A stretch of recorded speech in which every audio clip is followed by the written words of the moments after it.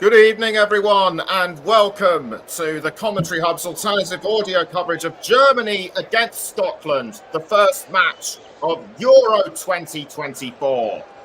I'm your alternative host, Nicholas Jones, and I'm delighted to have alongside me tonight Russ Vernon, Paul James, and Ethan Gardner. Before I ask Russ his opinions, I'm going to go straight to Paul and ask for the team news. Paul, good evening. Good evening, Nick. Good evening, everyone. Welcome to the European Championships hosted in Germany. Well, for Germany, they make no changes and stick with the same side that limped to a 2-1 victory over Greece at home last Friday. Scotland, they choose to make two changes. Grant Hanley is out and Ryan Porteous is in. Billy Gilmore also joins Grant Hanley on the bench and Scott McTominay takes his place. So just the two changes for Scotland. Back to you, Nick. Right, thanks, Paul. And the first game is at the Allianz Arena in Munich, famous for Bayern Munich, of course, and is around 15 minutes from the BMW factory. The Germans are very good engineers when it comes to cars and other things. So I'm now going to ask Russ Vernon. Russ, good evening. What are your opinions? What are your opinions for both Germany and Scotland tonight? Yes, good evening, Nick. Good evening, Paul. Good evening, Ethan. Good evening, everybody. Big game tonight in the opening game of the European Championships. Everyone will be expecting a German victory or a Germany victory tonight.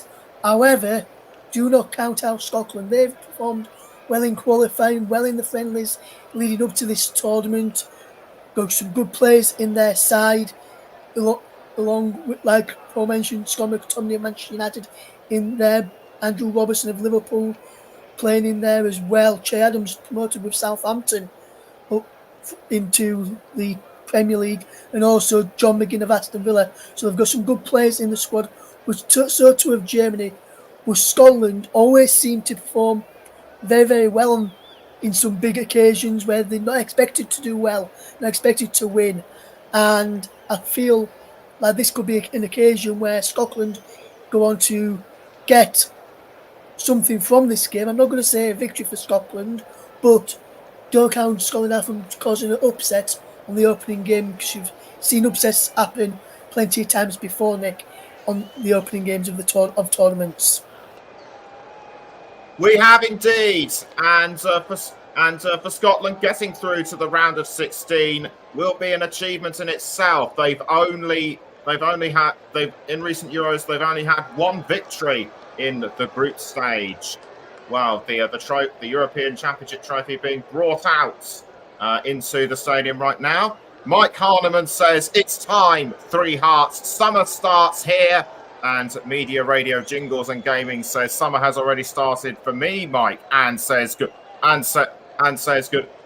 evening to everyone as well. Germany will be looking to right some wrongs throughout their home tournaments, crashing out at the last group stage of the World Cup, and of course losing to England in the round of 16 in the last Euros. So there'll be plenty of time to. So this will be a big opportunity to put things right. And so far, the signs for them are good. 3 wins in their recent 4 friendly matches bode well.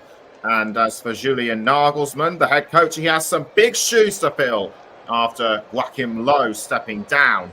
Can he succeed when Hansi Flick and Rudi Voller have failed? And Germany, you may remember, many people will remember, hosted the World Cup in 2006 and did really well, got through to the semi-finals. And as Ross already mentioned, Scotland amazed everyone with a 5-match winning run in their qualifying campaign. The players just about getting ready to come out onto the pitch. Andy Robertson, the Scotland captain, looking on. And the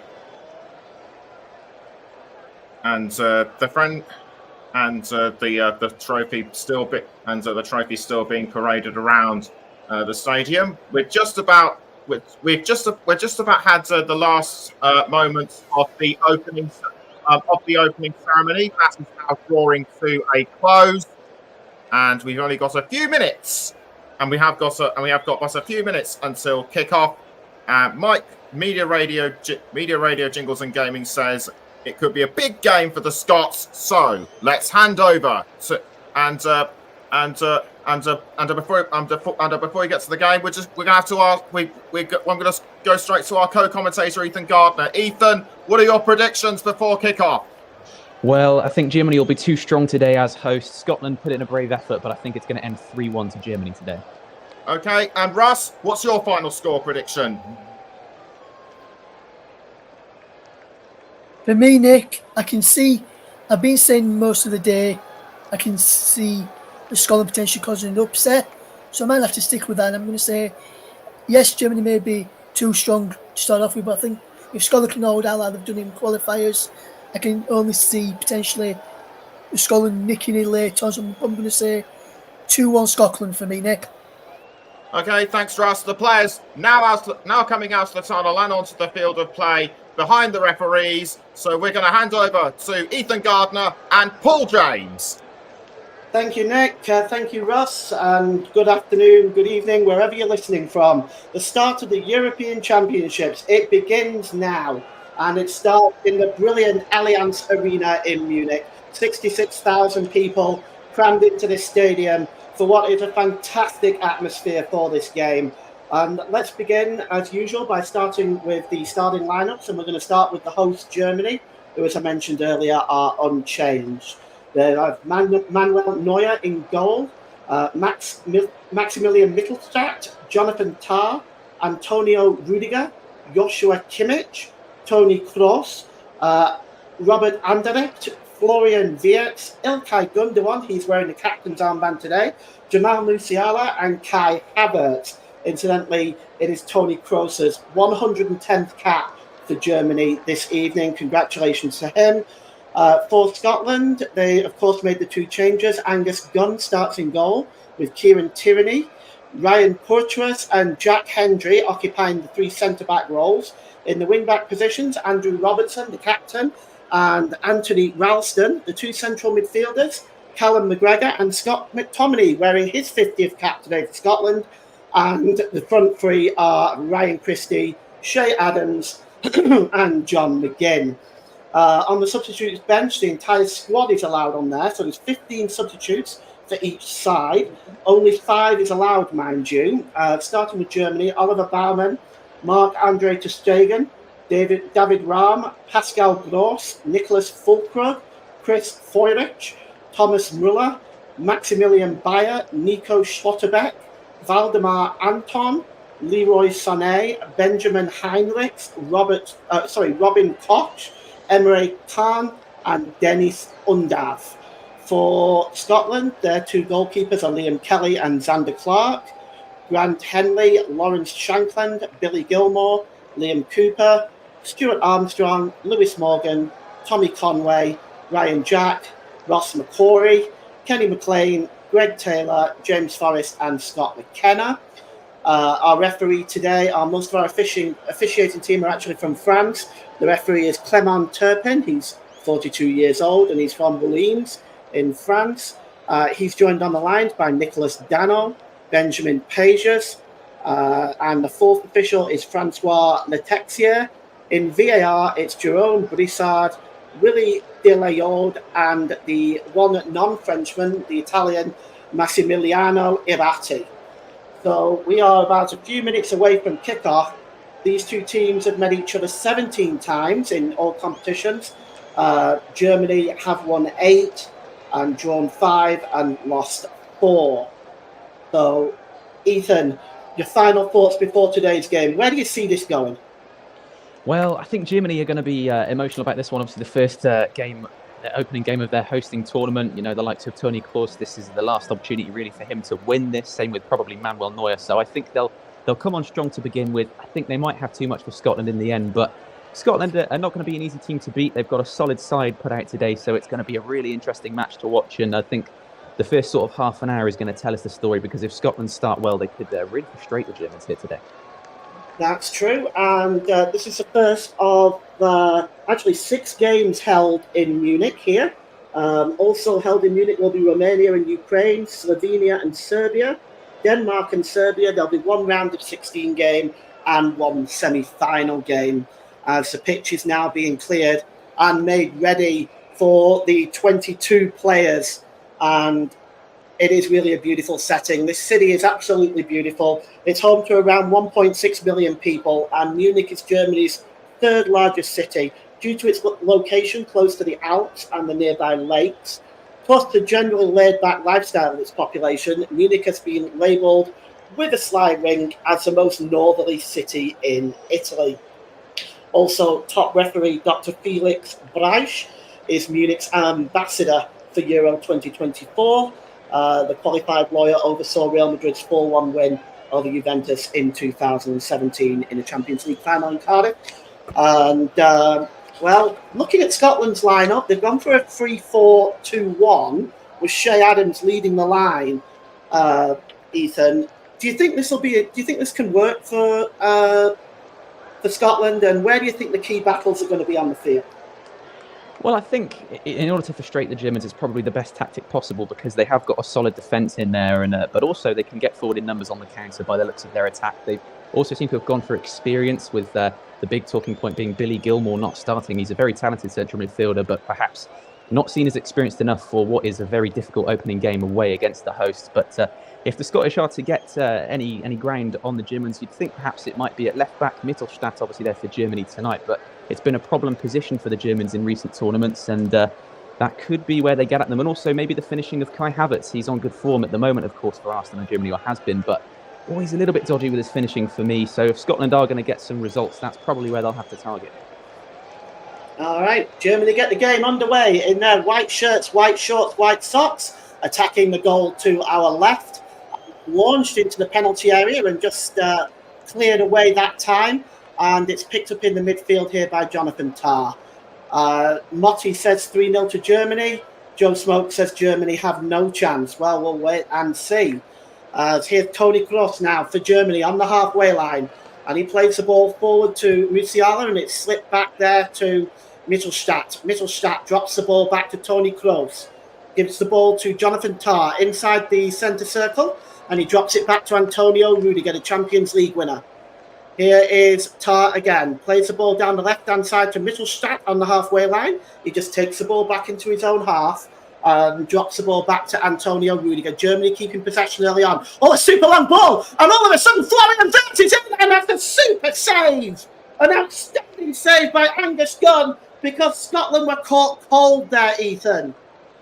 Yeah, it was a fantastic ball over the top by Rudiger, even though he slipped, and Wirtz is normally a very calm finisher in that scenario, but it's a great save by Gunn. Scotland, well, I think their lives flashed before their eyes for a second there, because that was a real opportunity very early on for the hosts.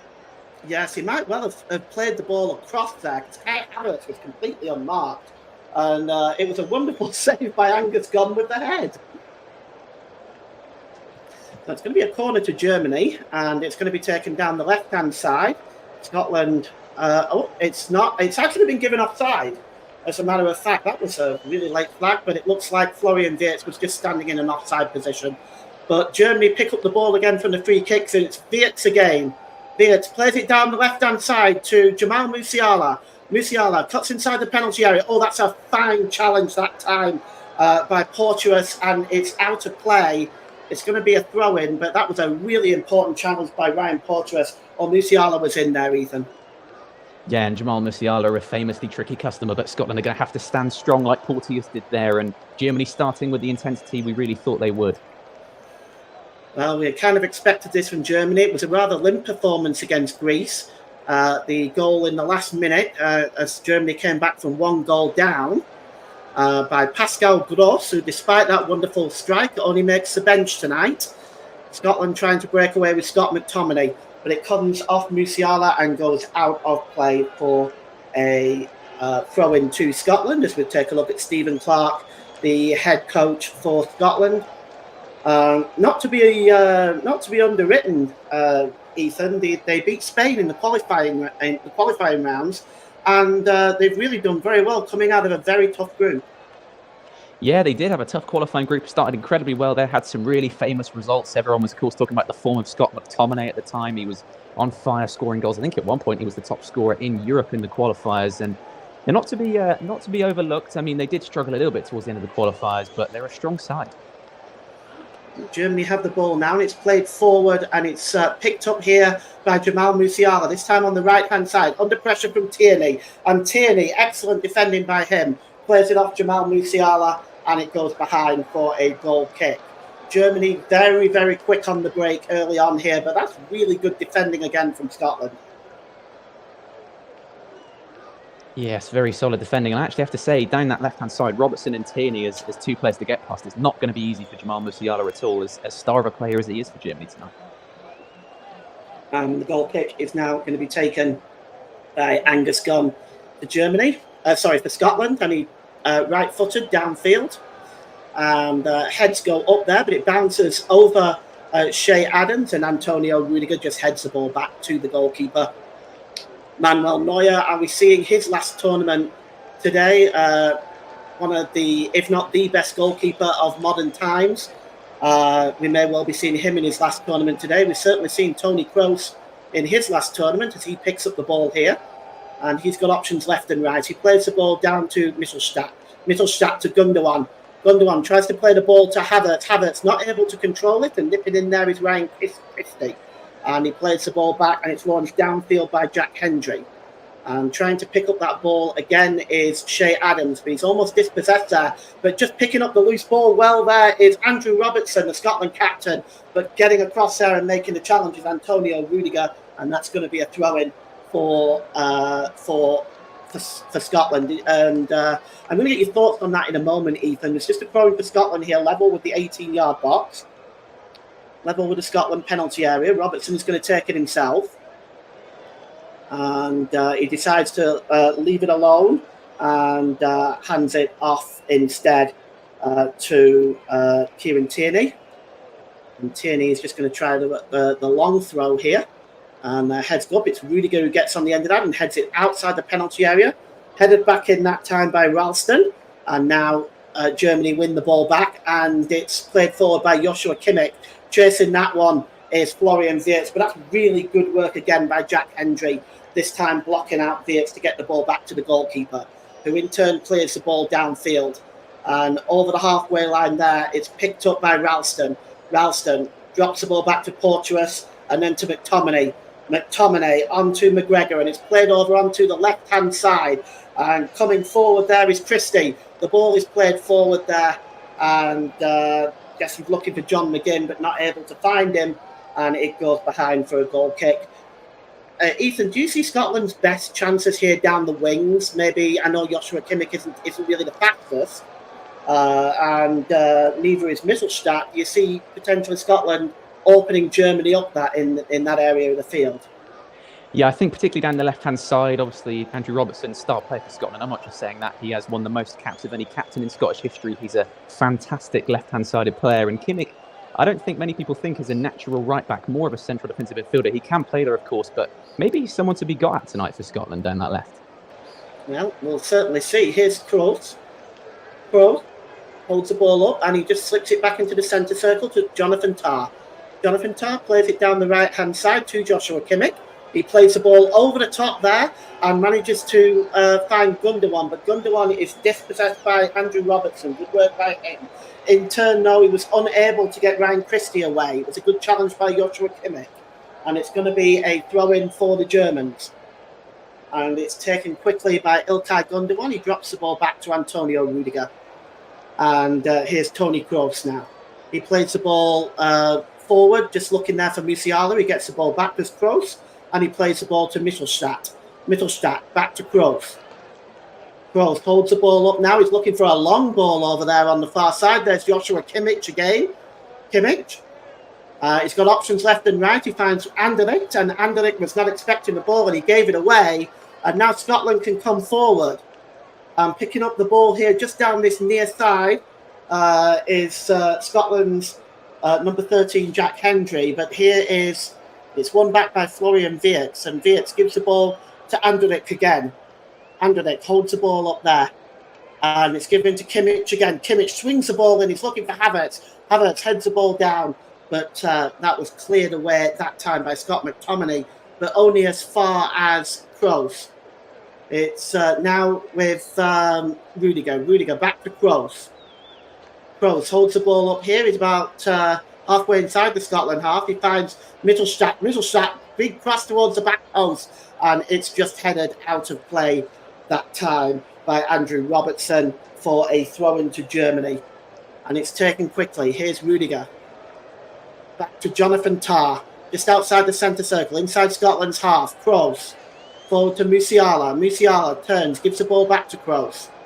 Kroos has got options left and right. He decides to go there to Florian Wirtz, and Wirtz gives it back to Kroos. Here's Rudiger. Rudiger to Musiala. Down the right-hand side, here's Joshua Kimmich. You'll find that he gets forward throughout this game. And here's Rudiger. Jonathan Tah. Tah to Kroos, under pressure there that time from John McGinn, and the ball was nearly given away. Jonathan Tah had to chase it. Germany have to be careful with their passing, Ethan.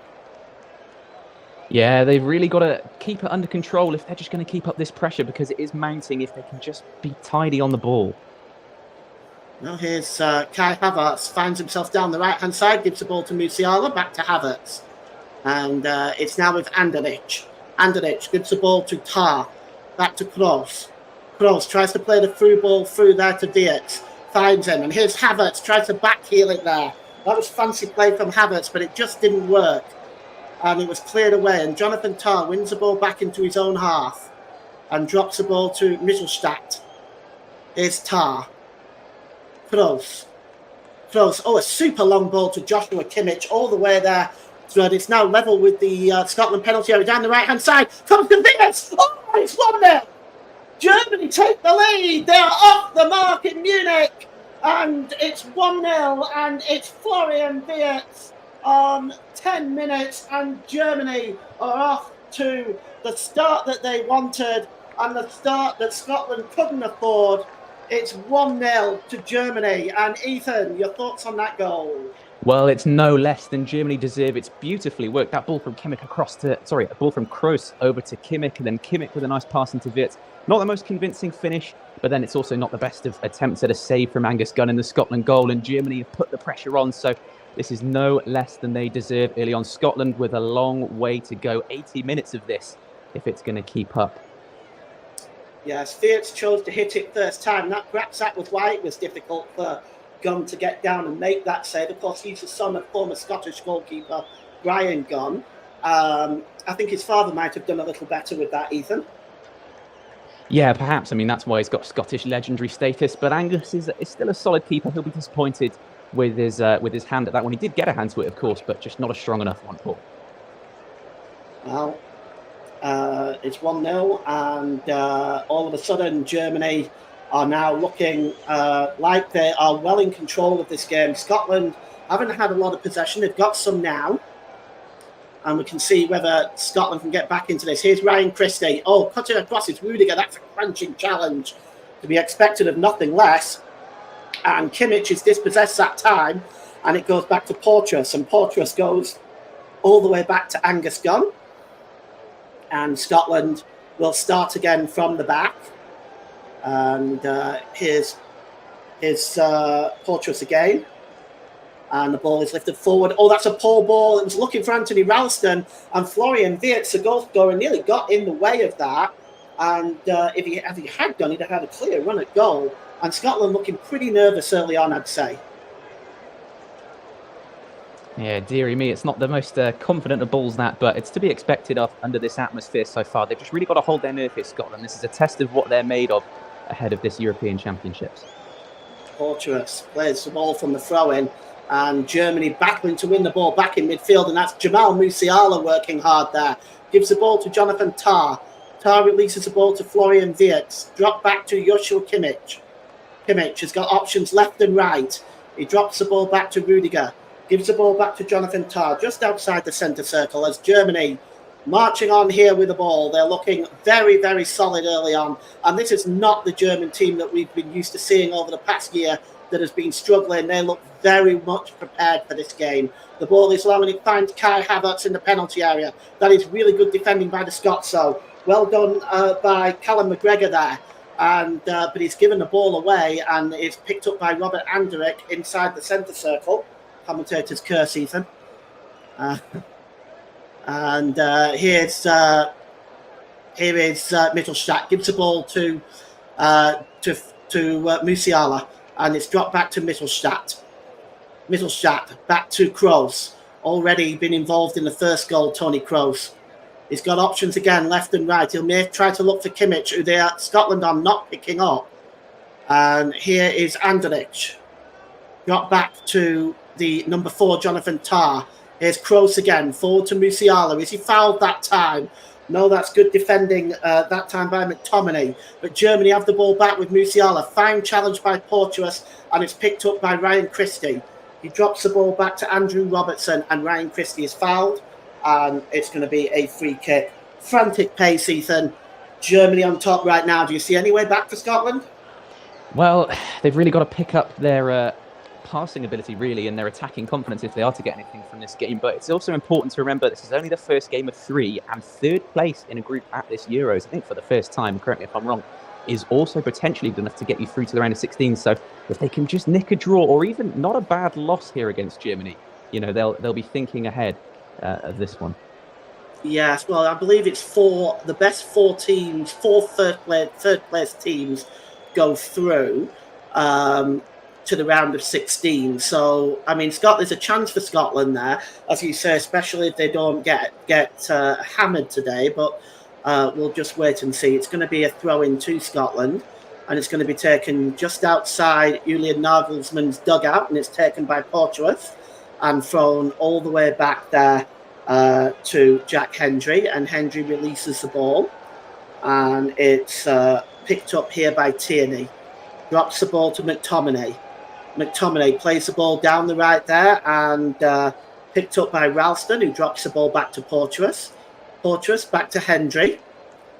Hendry just drops the ball there to Tierney, and Tierney drops the ball to Christie. And this is good work by Scotland, keeping possession now for a while. They're coming forward now, but that's a good challenge by Antonio Rudiger on Tierney that time, and Germany win back the ball and maintain the status quo. Here is Tony Kroos. He gives the ball to Antonio Rudiger. He's on the halfway line. And across there to Joshua Kimmich. Back to Rudiger. And Jonathan Tah now. To Joshua Kimmich. This is possession football by Germany. And Tony Kroos across to Tah. Rudiger. And just look, they keep the ball so well to Germany. Their passing has been superb in this first half, Ethan. Yeah, well, I think the key is a lot of them are in teams that favour a possession style, and they've got so many options like Kimmich, Rudiger even with a great pass early on in the game, and of course the great Tony Kroos in midfield. They've got some real great passes in this side. So just keeping on to possession and being patient, especially with this 1-goal lead, is all they really need to do, because they can unpick almost any defence in the Euros, I think, with the midfield and the options they've got in terms of passes in this side. Well, the ball is cleared downfield by Manuel Neuer. It goes out of play, though, and it's going to be a throw-in, and Kieran Tierney has just made his way over there to take it. No, in fact, he's going to leave it for Andrew Robertson. So it's going to be a throw-in for Scotland, just inside their own half of the field. 1-0 the score, with 16 minutes gone, almost 17 minutes gone here in the Allianz Arena in Munich. Opening night of the Euro 2024 Championships. And the hosts are leading by a 1-0. And here is Porteous. Porteous gives the ball there to Ralston. Back to Porteous. He plays the ball forward, but he only finds Jonathan Tah, who lays the ball to Kimmich. Not to Kimmich, to Kroos. And Kroos there just trying to play the ball forward to Wirtz. Wirtz maintains possession. He almost lost it for a moment. And there's Gundogan. Gundogan gives the ball to Kimmich again. Here's Anderlecht, just flooding that midfield. And Rudiger just drops the ball back all the way back to Manuel Neuer. And Manuel Neuer well out of his goal there. The familiar sight, the sweeper keeper, if you will.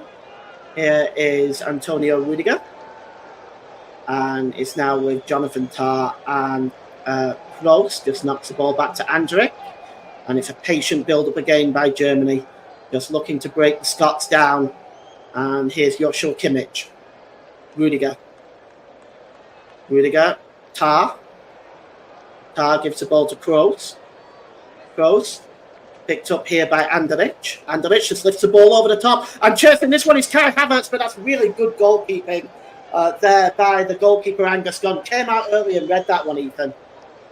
Yeah, he did. He's made up almost, well, not entirely made up because he conceded the goal for his earlier blunder, but it's really good reactions from him to stop a potential attack. That was a really nice pass and a dangerous one from the midfield from Germany. They're looking really good so far. Well, here's Anderich again for Germany. 74% possession for the Germans. They are well and truly in control of this. Here's Kroos to Gundogan. Gundogan plays the ball through. Oh, and it's through for Kai Havertz. He's in here. Havertz just turns the defender, pulls it back to Musiala. Musiala with a straight. Oh, I say. That is 2-0. Jamal Musiala just smashed that into the roof of the net. And Germany are looking magnificent. And they are sending a message to the rest of Europe tonight. 19 minutes gone. It's Germany 2, Scotland 0. It's Jamal Musiala. And Ethan, you can't blame Gunn for that, right? Well, that was a lovely worked goal by Germany. And you've got to say, sometimes people bemoan Kai Havertz for not shooting when he initially gets the ball when he's through, but he picks the right choice there, turns back, finds Musiala, and what a finish it is from Germany's star boy, the young Bayern man. Absolutely beautiful football. And with the kit looking the way it is for Germany, they're not just playing beautiful football, they're looking good while they do it. It must be disheartening for Scotland. 2-0 down in the opening 20 minutes of this Euros. And hope's already fading. And they've not really put up much of a fight so far. They've really got to show some better football for the rest of this match. Yes, well, that's 2-0, and Scotland struggling. Stephen Clark there just sending the message to his team to think about what they're doing. Defensively, they didn't pick up Musiala, but there's so many in that Germany team that you wonder who to mark first. And there's already an inquest going on between the captain there, Andrew Robertson, and Callum McGregor. Scotland get the game back underway, and Florian Wirtz and Jamal Musiala have Germany 2-0 up inside 20 minutes. We have some comments in the comment section. Rai I says, hello, hi, how are you doing? Tell us what you're doing, where you're listening from. Thanks for joining us. It's good to have you here.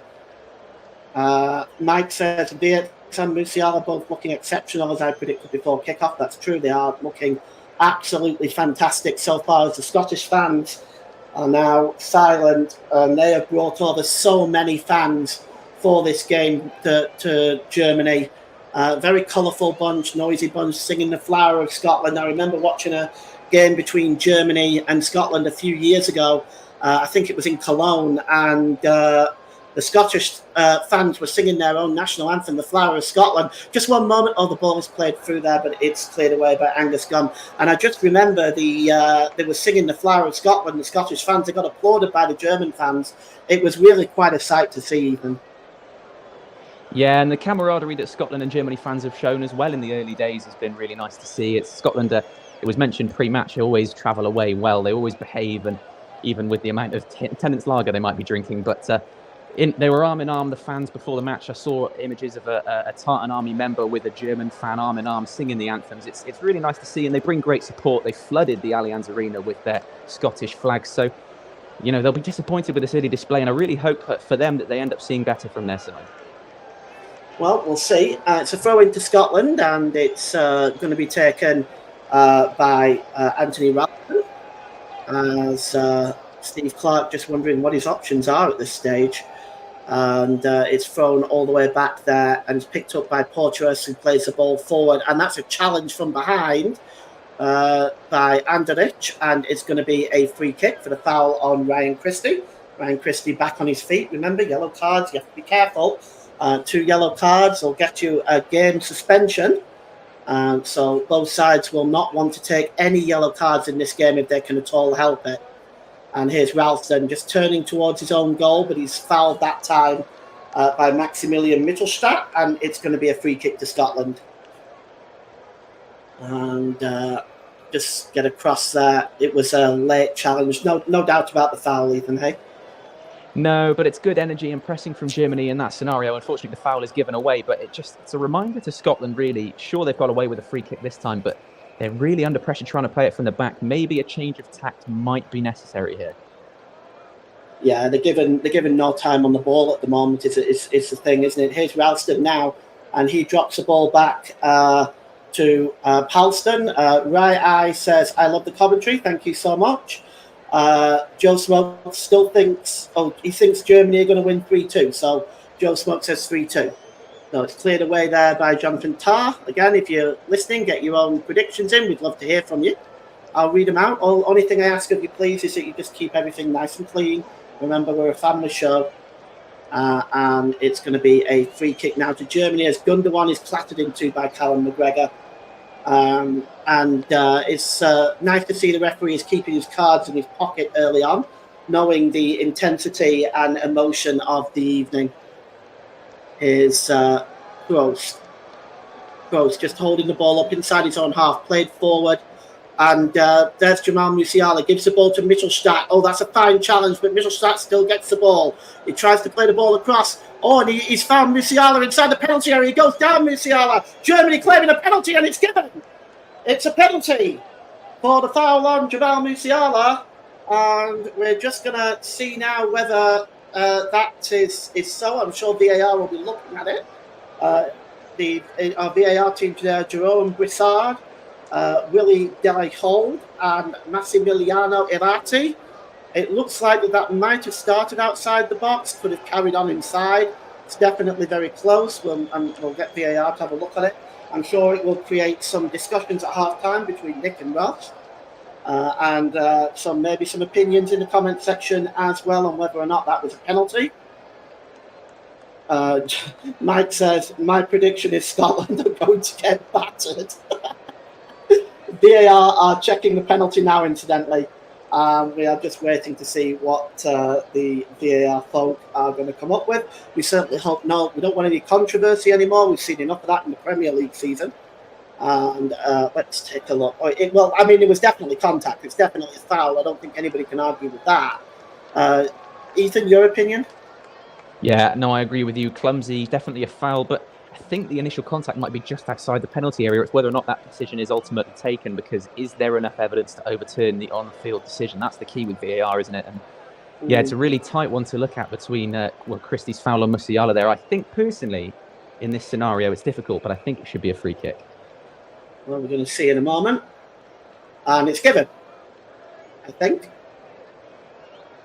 Or is it? The referee, no penalty. So the referee has given no penalty. So it's obviously, as you said, you rightly said, Ethan, it might have been just outside the box. I must admit it looked that way for me as well. So it's going to be a free kick to Germany instead. No penalty there. And the free kick is going to be in a very dangerous position, just inside the D, almost on the 18-yard line. Now, is it an advantage or a disadvantage, Ethan? Because either you've got to get it round the wall, because if you try to get it over, it's very hard to get it over and down, isn't it, from that close? Yeah, precisely. It's a really difficult finish to take take a free kick from there. If anyone could do it, perhaps it would be Toni Kroos or Kimmich. They're both pretty good from dead ball situations, but it's also quite easy as a defence to set up, because you can make that wall as tall or as short as you want. You can cover the bottom of it, and the goalkeeper can obviously cover his angles. This is a really difficult scenario for Germany, but if anyone can do it, I think they've got the technicians for it. Well, they've got a number of players around it. They've got an entire committee there. Kroos, Kimmich, Gundogan, and I think the other one over there is Kai Havertz, I think. We're just going to see. They may go for power, but I would say the favourite would normally be Toni Kroos, but this just may be the wrong side for him. But we'll see. We've got 7 players in the Scotland wall and one behind, and a row of German players in front of that wall as well. So let's see. It's taken short and sent to Havertz with a blaster, and getting down to his right-hand side and making a comfortable save is Angus Gunn. Did very well. The goalkeeper got right behind it that time.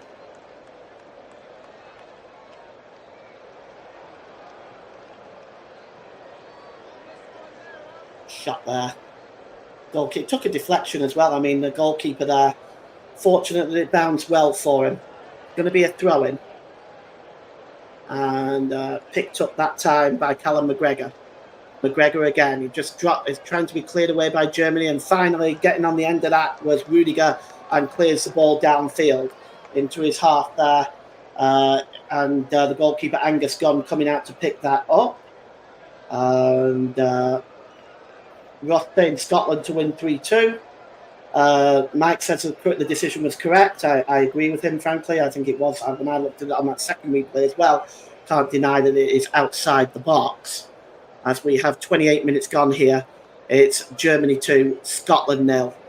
And a throw-in to Scotland here, and it's picked up by McTominay. McTominay again. Drops the ball back, but nipping in there well is Jamal Musiala. And Musiala just skipping away from the defender, and he's going forward now is Musiala. Is he go down there? Yes, it's a free kick. And another foul on Musiala, and this time by Callum McGregor. Being targeted a bit, Musiala, even. Well, he is, but you can understand why. I mean, I don't often get to watch Jamal Musiala, unfortunately, but what a player he is. I mean, he's proving really tricky to deal with tonight. The goal was well taken. His dribbling ability, his passing, he's a problem from every scenario. So Scotland, I think, targeting him rightly. Yes, well, the ball comes out onto the far side to Kimmich. Kimmich plays the ball into the box to Gundogan. Gundogan stepping outside the box and gives the ball back to Kimmich. Kimmich holds the ball up. And here's Rudiger. Rudiger gives the ball to Kimmich. Kimmich drops the ball there back to Gundogan. 2-0 Germany. And it's now with Jonathan Tah. Back to Rudiger. This is good work by Germany again, maintaining possession. This is the way Germany have been playing when they've been in their better years as well. With the Gegenpresser, it works really, really well, and they maintain possession very, very well when they play this way. They are very difficult to beat. Here is Kroos. Kroos, just inside the Scotland half of the field, and plays the ball out to the right-hand side. Picking up the ball again is Joshua Kimmich. Drops it back to Rudiger. Rudiger, good ball forward, but getting in the way of that is Kieran Tierney, and that's a shocking challenge. And we're going to get a free kick, and we're going to get our first yellow card. And it's Robert Andernick for that terrible challenge on Scott McTominay. That really was a poor challenge. Let's look at this again. Well, he actually wins the ball, but he's going to get the yellow card for it. It looked from another angle, it looked really bad. But he won the ball. Yellow card, do you think? I don't know. Maybe it's a little bit harsh, but he did come steaming into that one with a lot of enthusiasm. It did look initially quite bad. And, you know, he's been accused of those ones before for Bayer Leverkusen. He did win the ball, but it's not the best of tackles. So I can understand why he's been given the yellow card, even if it can also be seen as a little bit harsh there. Whether or not it's deserving of the first yellow card of the game, however, as well, is another question. Yeah, well, we'll see. It's not what he wants, that's for sure. It's the first yellow card of the game. The ball is long and forward there, just looking for Ryan Christie, but that's dealt with nicely at the back by Maximilian Mittelstadt. And Germany just headed back to the goalkeeper Neuer, and he releases it. And Germany now can break away. And here's Mittelstadt now again, who's been quite fairly effective in this first half, as most of these Germany players have really looked well on top of their game today. Do you see any way back for Scotland? I mean, Russ says 3-2 to Scotland. Do you see that happening, Ethan? I mean, I'm not sure I do right now. Well, my issue is that Scotland's best weapons in order to turn this over are, I think, already on the pitch, whereas Germany have great depth on the bench, and even this first 11 is 2-0 up and comfortable. So my issue, I mean, Scotland do have names on the bench, don't get me wrong, but I don't think they're names that could turn this game completely on its head from 2-0 down against a team that are really up there in favourites for this Euros. So personally, I am a little bit unsure about whether or not they'll turn it around, especially after the start they've had. But let's hope their confidence hasn't taken too much of a knock. It's not completely done for them yet. And, they have got opportunities going forward if they can find them. Yeah, well, I mean, 2-0, as we've always said, is a funny lead, isn't it? So, I mean, it's never over until the fat lady sings, as the old saying goes. Free kick here to be taken by Angus Gunn for the handball by Kai Havertz. And it's cleared downfield. And it bounces over the head of a number of German defenders before Jonathan Tah just heads it back to the goalkeeper ahead of Shea Adams. And here is Mittelstadt. He drops it back here to Kroos. Kroos drops the ball across to Rudiger. Rudiger holds the ball up and he plays it long, looking for the chasing Kai Havertz, and that's good work by the goalkeeper. Well, he got right to the edge of his own penalty area and was challenged there by Kai Havertz as well. Passed just a bit too much on it by Rudiger. And here's Porteous. He drops it back to the goalkeeper, Gordon, and clears the ball downfield, but it's picked up and won back by Germany again. And here's Rudiger. And it's all very much one-way traffic in this first half. Here's Anderlecht. And it's Jonathan Tah. Tah holds the ball up and drop back to Rudiger. Rudiger back to Jonathan Tah. Plays the ball here to the Anderlecht, and Anderlecht drops the ball there to Tah. Back to Rudiger. Rudiger plays the ball to the centre line there to Toni Kroos. Kroos, is he fouled there by Ryan Christie? The referee has given the free kick. It was a little late, the referee's whistle there, for the foul on Toni Kroos, and it's a free kick to Germany. And it's picked up here now by Jamal Musiala. Musiala drops the ball back, and it's picked up by Kroos. Kroos drops the ball to Rudiger. Rudiger holds the ball up now.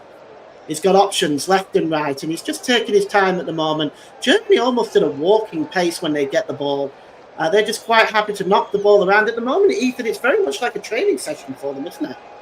It is, because they're not really being put under any pressure by Scotland. Scotland aren't certainly pressing. I think they were trying to sit in and hold what they have, but what they have is a 2-0 disadvantage, and I think they need to be a little bit more forward with their approach here, because otherwise Germany are just going to sit comfortable for the rest of this match. They've already shown that they can keep hold of the ball, better than Scotland can defend it. So I think the key for... Oh, sorry.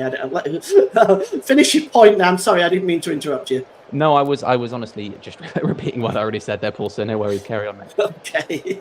Sorry about that. Here's Ralston. Ralston holds the ball up and turns and just drops the ball across there to Hendry, and Hendry releases the ball, and over on the far side is Tierney, finds McGinn. McGinn launches the ball forward into the penalty area. Chasing this one is Shea Adams, cutting across to make the challenge is Mittelstadt. He plays the ball out of play off a Scotland defender. I believe that was McTominay, and it's going to be a throw-in for Germany with Maximilian Mittelstadt as now being taking the throw-in, and he's level with his own penalty area. We've got 10 minutes to go until half-time. Obviously, I think Julian Nagelsmann will be happy with this 2-0 lead. I don't think he'll want Germany to rest on their laurels on this. For Scotland, for Steve Clarke, well, he's got options on the bench, but there's a lot to be done to get back into this game as the ball is returned to the goalkeeper, Angus Gunn, by Kieran Tierney. And Gunn has the ball now. He releases it to Hendry. Hendry holds up the ball, and he gives it to Porteous. Porteous back to Hendry. It is 2-0 to Germany, and Hendry gives the ball to Porteous again. Just holding the ball up and tries to play the ball long, but there's nobody there. He's looking perhaps for John McGinn, but Ethan, there's no connection between the Scottish team. It's almost like they haven't played together before. Yeah, it's strange. They don't seem to have the connection that they need for this level. I think they've also got to start getting more out of John McGinn. I don't know whether he was put on the right wing just as a formality to fit his name on the team sheet, but he is a player that can cause real problems, and he couldn't get onto the end of that ball. They've really got to find him and maybe Scott McTominay even. But as you say, these players don't look like they've played together that many times, and it's disappointing, really. You have to say, probably expected more going into this match, especially after their qualifying campaign. Yes, I agree with you on that for sure. Here's Jonathan Tah. Tries to find Wirtz, but Scotland win that ball back with Porteous. Porteous sends the ball back to Ralston, who gives it back to the goalkeeper. Gunn clears the ball downfield, and just winning the ball there is Jonathan Tah, just ahead of Shea Adams, and it's going to be a throw-in for Scotland, and they might well have had a foul there as well. Looks like Jonathan Tah had his arms around Shea Adams, who was appealing, and the referee did indeed give that free kick. And standing over this one is Scott McTominay, who himself has been quite quiet in this game, and Scotland would depend on somebody like Scott McTominay to put in a performance. We have a slight hold-up at the moment, as we have Scotland maybe working on something here. They got John McGinn on the goal line, so perhaps they're looking for some disturbances. He now moves. The ball comes into the penalty area, and it's headed back to the edge of the area, but Jamal Musiala is there just to clear the ball forward. Good defensive work by the forward, and nipping in there is Florian Wirtz, and Scotland are going to have to be careful. Angus Gunn finally comes out and clears the ball. Won by Jonathan Tah, and he heads the ball down, but it's only picked up by Porteous. And that ball is played forward by Hendry, and it's found Ryan Christie down the left-hand side. Ryan Christie, holding up by Antonio Rudiger, and he tries to play the ball off Kimmich. Christie claiming he was fouled there as Kimmich plays the ball forward, but nipping in to win the ball there was Callum McGregor, and the ball goes out of play. It's 2-0 to Germany with 7 minutes to go in the first half. And if you was Steve Clarke right now, Ethan, would you be looking at making changes at halftime? And if so, who would you be wanting to bring on? Well, he wasn't started because of his lack of experience, but I know he could bring some composure into the midfield, potentially Billy Gilmore. I think if I was to make changes, maybe it's not necessarily personnel for now, but formationally, definitely, because I think you need to get John McGinn on the ball in the central positions instead of posting him out on the wing, and potentially put Scott McTominay a little bit further forward so that they both can get forward and cause some problems. I don't think sitting back like they have has really worked at all. Well, that seems obvious, 2-0 down. So just maybe formational changes at half-time from Steve Clarke. Here's Wirtz, cuts inside the penalty area down the left-hand side, drops the ball to Gundogan. Good work by him. Gundogan finds Rudiger in an advanced position. Rudiger gets a shot in, and it's plucked out of the air by the Scottish goalkeeper, Angus Gunn. It's rare to see Antonio Rudiger in a position like that, but even he's getting involved now. As we take a look at the goal scorers here, Wirtz and Musiala, 10 and 19 minutes respectively. Since then, Germany have not added anything else, but they've had a lot of possession, as Ralston just manages to get the ball back there to Porteous and headed away there, but only as far as Kimmich, and Kimmich gives the ball to Mittelstadt. Mittelstadt holds the ball up, and he finds Wirtz. Wirtz now getting into the penalty area, looking to run at the Scottish defence. Wirtz cuts inside and drops it back to Musiala, who gives it to Mittelstadt, back to Wirtz. Mittelstadt. Musiala. He gives the ball to Rudiger. Rudiger midway inside his own half of the field, and it's Musiala. Musiala again. He's just cutting back now and gives the ball to Jonathan Tah. Just over the halfway line is Jonathan Tah. And here is again. He's in an advanced position here, as Germany are looking to catch in perhaps a little bit more, as Toni Kroos does a quick 1-2 with Robert Anderlecht, and then Toni Kroos plays the ball to Musiala. Musiala now is running at the Scottish defence. Good work by Musiala. Beats two players there. Gives the ball to Gundogan. Gundogan back to Kimmich. Kimmich gets across it. There's Gundogan with a header. Oh, it's broken loose just for a moment. And going down there was Gundogan. And it's going to be a corner. Gundogan is down. He looks in a lot of pain. And the physios are coming on. But that's a fantastic header by Gundogan, forcing a great save out of the goalkeeper. Now, it broke very well for Scotland because it just broke away from Kai Havertz on the rebound. Ethan, Scotland lucky there. Yeah, Scotland a little bit lucky with that bounce, because if Kai Havertz finishes that and puts Germany 3-0 up, I think that's game over. Just a little bit of an interesting clash there as well between Porteous and Gundogan, which is going to be an interesting one. They both look to have come away in pain, but the other thing I'm marvelling at there is the run from Jamal Musiala. Every time you think he's going to be stopped, he just makes it further. He finds the pass to Kimmich, and that's really what opened Scotland up and created that opportunity. And I've got a couple of comments in the comment section. Mike said Musiala. There's a potential penalty check going on as well for the foul on Gundogan. So there's actually a potential penalty check going on. We'll keep you updated with that once we know what the results of that is. And comments in the comment section. Mike Harneman says Musiala is so good. Assy Boy says thanks for the stream. Can't watch, so listening will have to do. And Michael says Scotland need to start taking some risks as Adams is looking isolated. The two players are down there are still being treated. The potential penalty check is ongoing.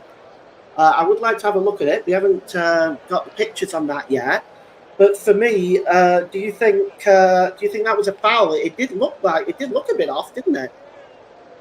Yeah, it looked rough. And I'm not sure totally that I think it's Porteous, who was the Scottish defender there, actually got a foot on the ball. He stopped Gundogan, but did he stop the ball? I think that's what they're going to be checking here, because And it was a rough challenge. To look.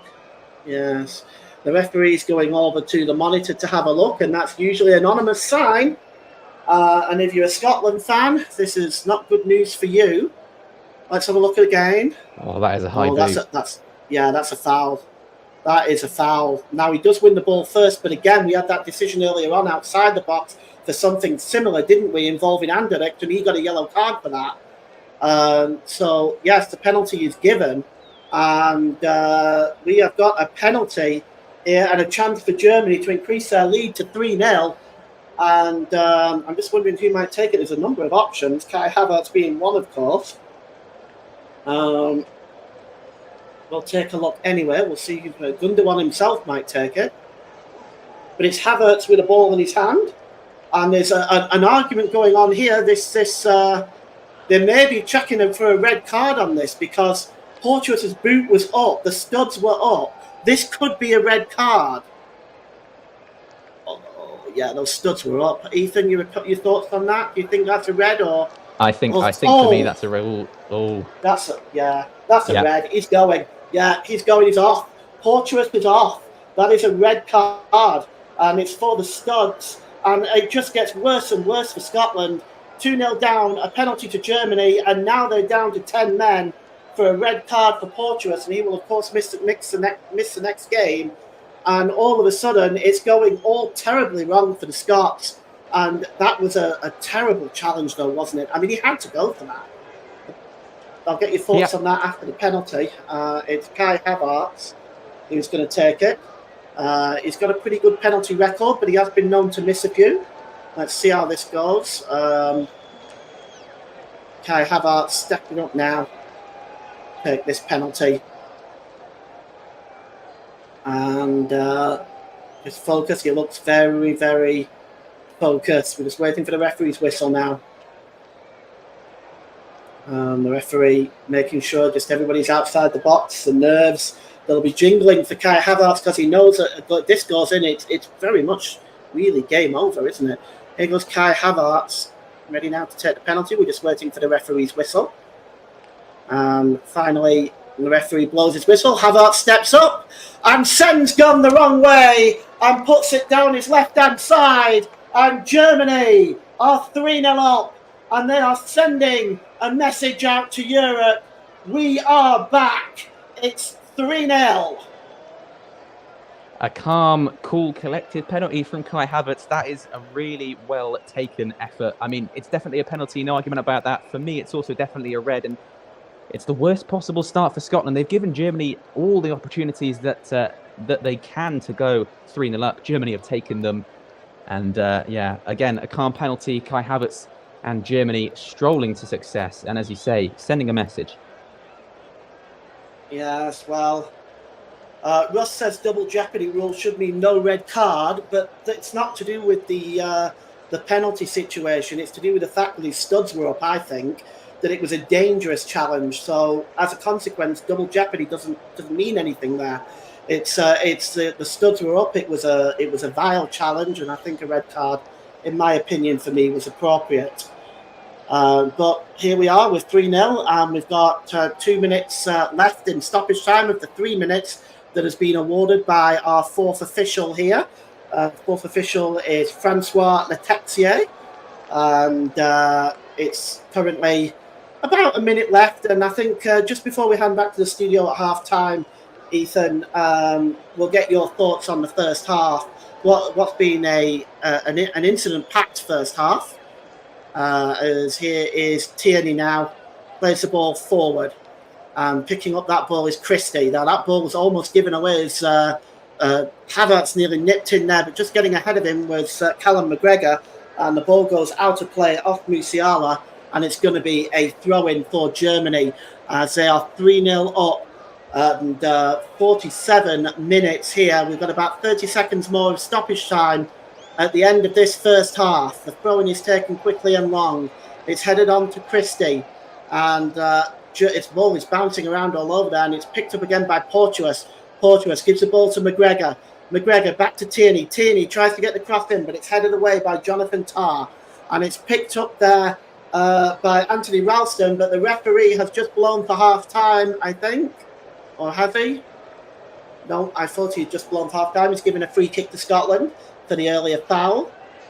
And Clement Turpin, our referee today, has had to show a red card and award a penalty. Probably not what he wanted on his opening game.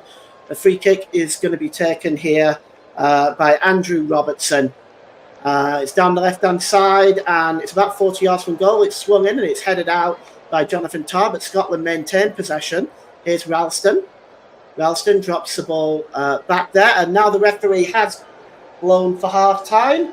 And at the Allianz Arena in Munich, it is Germany 3, Scotland 0 at half-time. And Ethan, can I have your first half assessment, please?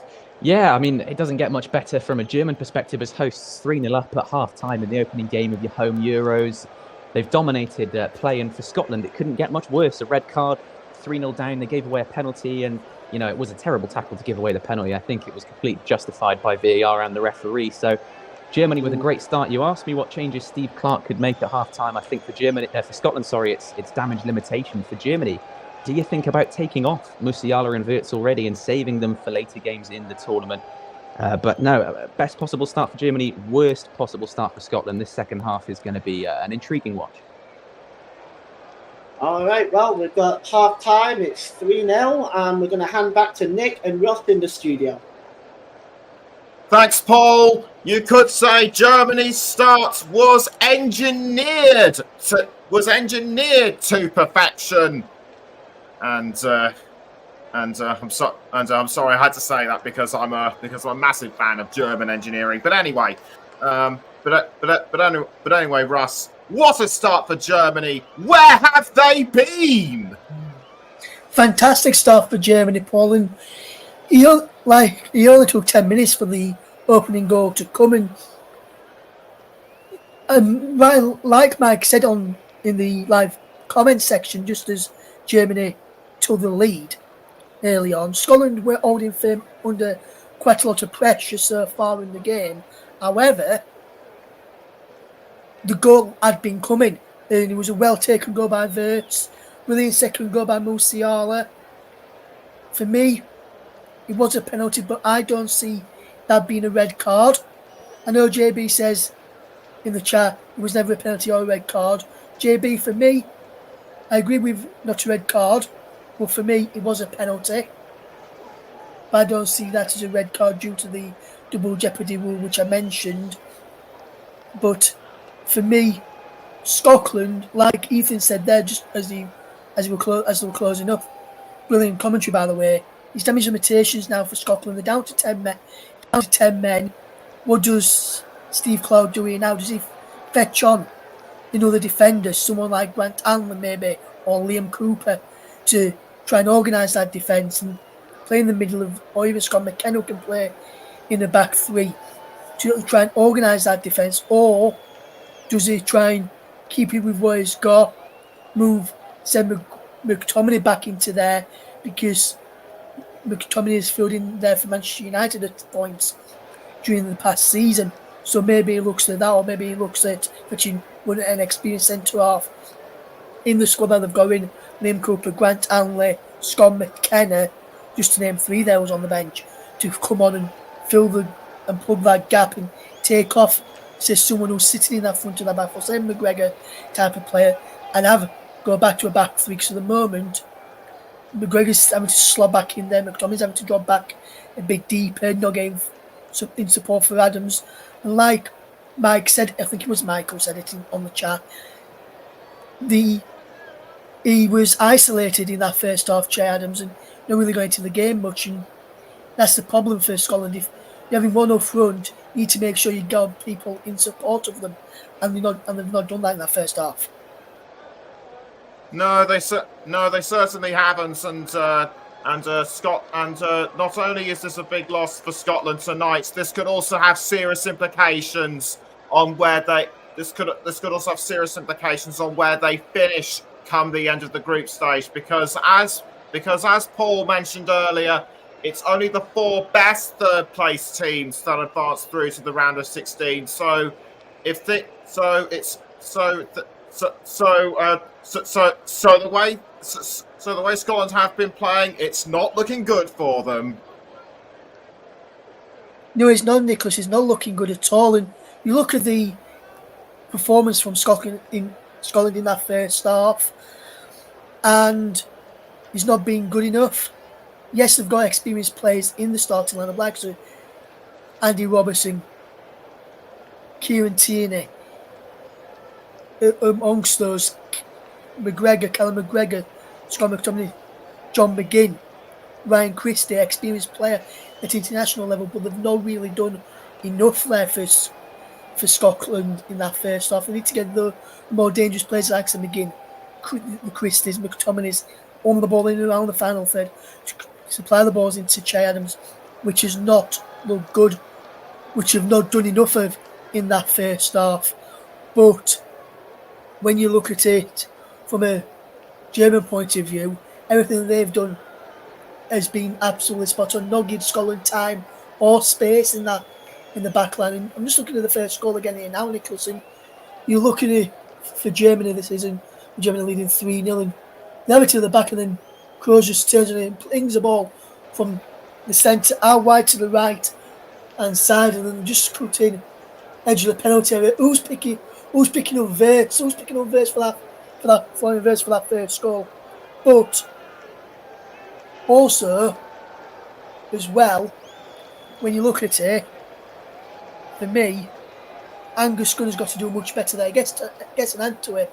He should get a big, strong hand to that ball and push it around the post rather than just getting a soft hand onto it. And I think that was the problem with that first goal. And then since that, he's not really settled for Scotland. Musiala with a well-worked finish as well. And like Mike said, it could get embarrassing very, very quickly for Scotland. And JB saying Scotland will score 3 in the second half. Where they played JB in that first half, my friend. That's ambitious. I don't think that'll happen. And like Nicholas has just said there, it's ambitious. I think you could more likely see Scotland conceding 3 more goals than scoring. As we just see, and I'm just looking at the second goal here, well worked. And who's picking up Musiala? He gets played through, and Sherdam is isolated. He's watching one player, and he's not. He can't be a 2 places one. McGregor just stood watching as the ball comes straight through the gap, and McGregor's supposed to be on there. Then Musiala breaks through. He's onside, and who's picking him up? No one's picking him up. And by the time McGregor gets back to him, should I say, he's already cut inside and bent it into the back of the net. So poor defensive play from Scotland from the front in Che Adams, leading up to that second goal. Yes, indeed, I've just been so impressed with how Germany have handled this, and as Paul says, it's back to the Germany of old. They won the World Cup 10 years ago. They could well do so here as well, if their performance stays as it is, and the big talking point, of course, has to be the Kai Havertz penalty resulting from the earlier foul, and that penalty was just absolutely fantastic. Yeah, well taken penalty from Kai Havertz. You've seen him do that before for Germany, scoring from the spot. He has scored twice for Arsenal. I don't think not for Arsenal from the spot, but he has done for Chelsea when he was at Chelsea as well. So we know he's got that in his locker. I've just seen the incident again. For me, it is a penalty, but I don't think it's a red card because, as I mentioned, double jeopardy rule. But also, he plays the ball, and then where's his foot supposed to go after playing the ball forward? He can't stop after he's played the ball with the ball just moving forward. He can't stop himself following through, and you see people getting sent off for that in the Premier League, which is not right. You see it in Europe as well, which I don't think is right. It's just You can't actually stop following through after you've played the ball. You can't stop your foot from continuing in that motion after playing the ball, and that's what Porteous did for me. And so I don't think it was a red card for those two reasons. The double jeopardy rule. Normally, if you give a penalty, it's not a red card afterwards, but he played the ball, and Mike's just said that, yes, he did score. I thought he had Mike, but I wasn't 100% sure. That's why I just mentioned Chelsea. Kai Havertz has scored from the penalty spot for Arsenal before. As well, he just said it was his first Arsenal goal was from the penalty spot. So we know that he can do that. And if Scotland concede another penalty, will Havertz go the same direction, or will he change the direction? And an interesting thing which I've always listened to when I've listened to players being interviewed before or after a game, in the penalty shootouts, what they normally do, they normally look at where they've took the penalty from, or a penalty incident in games before. Look where they normally go and have it written down on the water bottle of the goalkeepers. And maybe the way gun went, maybe Havertz has gone that way before, and Havertz would have known that he'd be going the way he normally goes, so switched it up, and now we've alluded upon there, Nicholas, well taken penalty from Kai Havertz. And that penalty for Arsenal, by the way, guys, was scored against Bournemouth. Jeez for that, yes, Mike. I thought it was. Thanks for that, Mike. Scotland really needs to switch things up Scotland really needs to switch things up during the second half. But as Ross and I have both said, it's surely too late. It's surely too late for them now. Great coverage from both Ethan and Paul. We should be able to hand over back to them in a moment or two. Coming up tomorrow on the Commentary Hub is Spain against Croatia.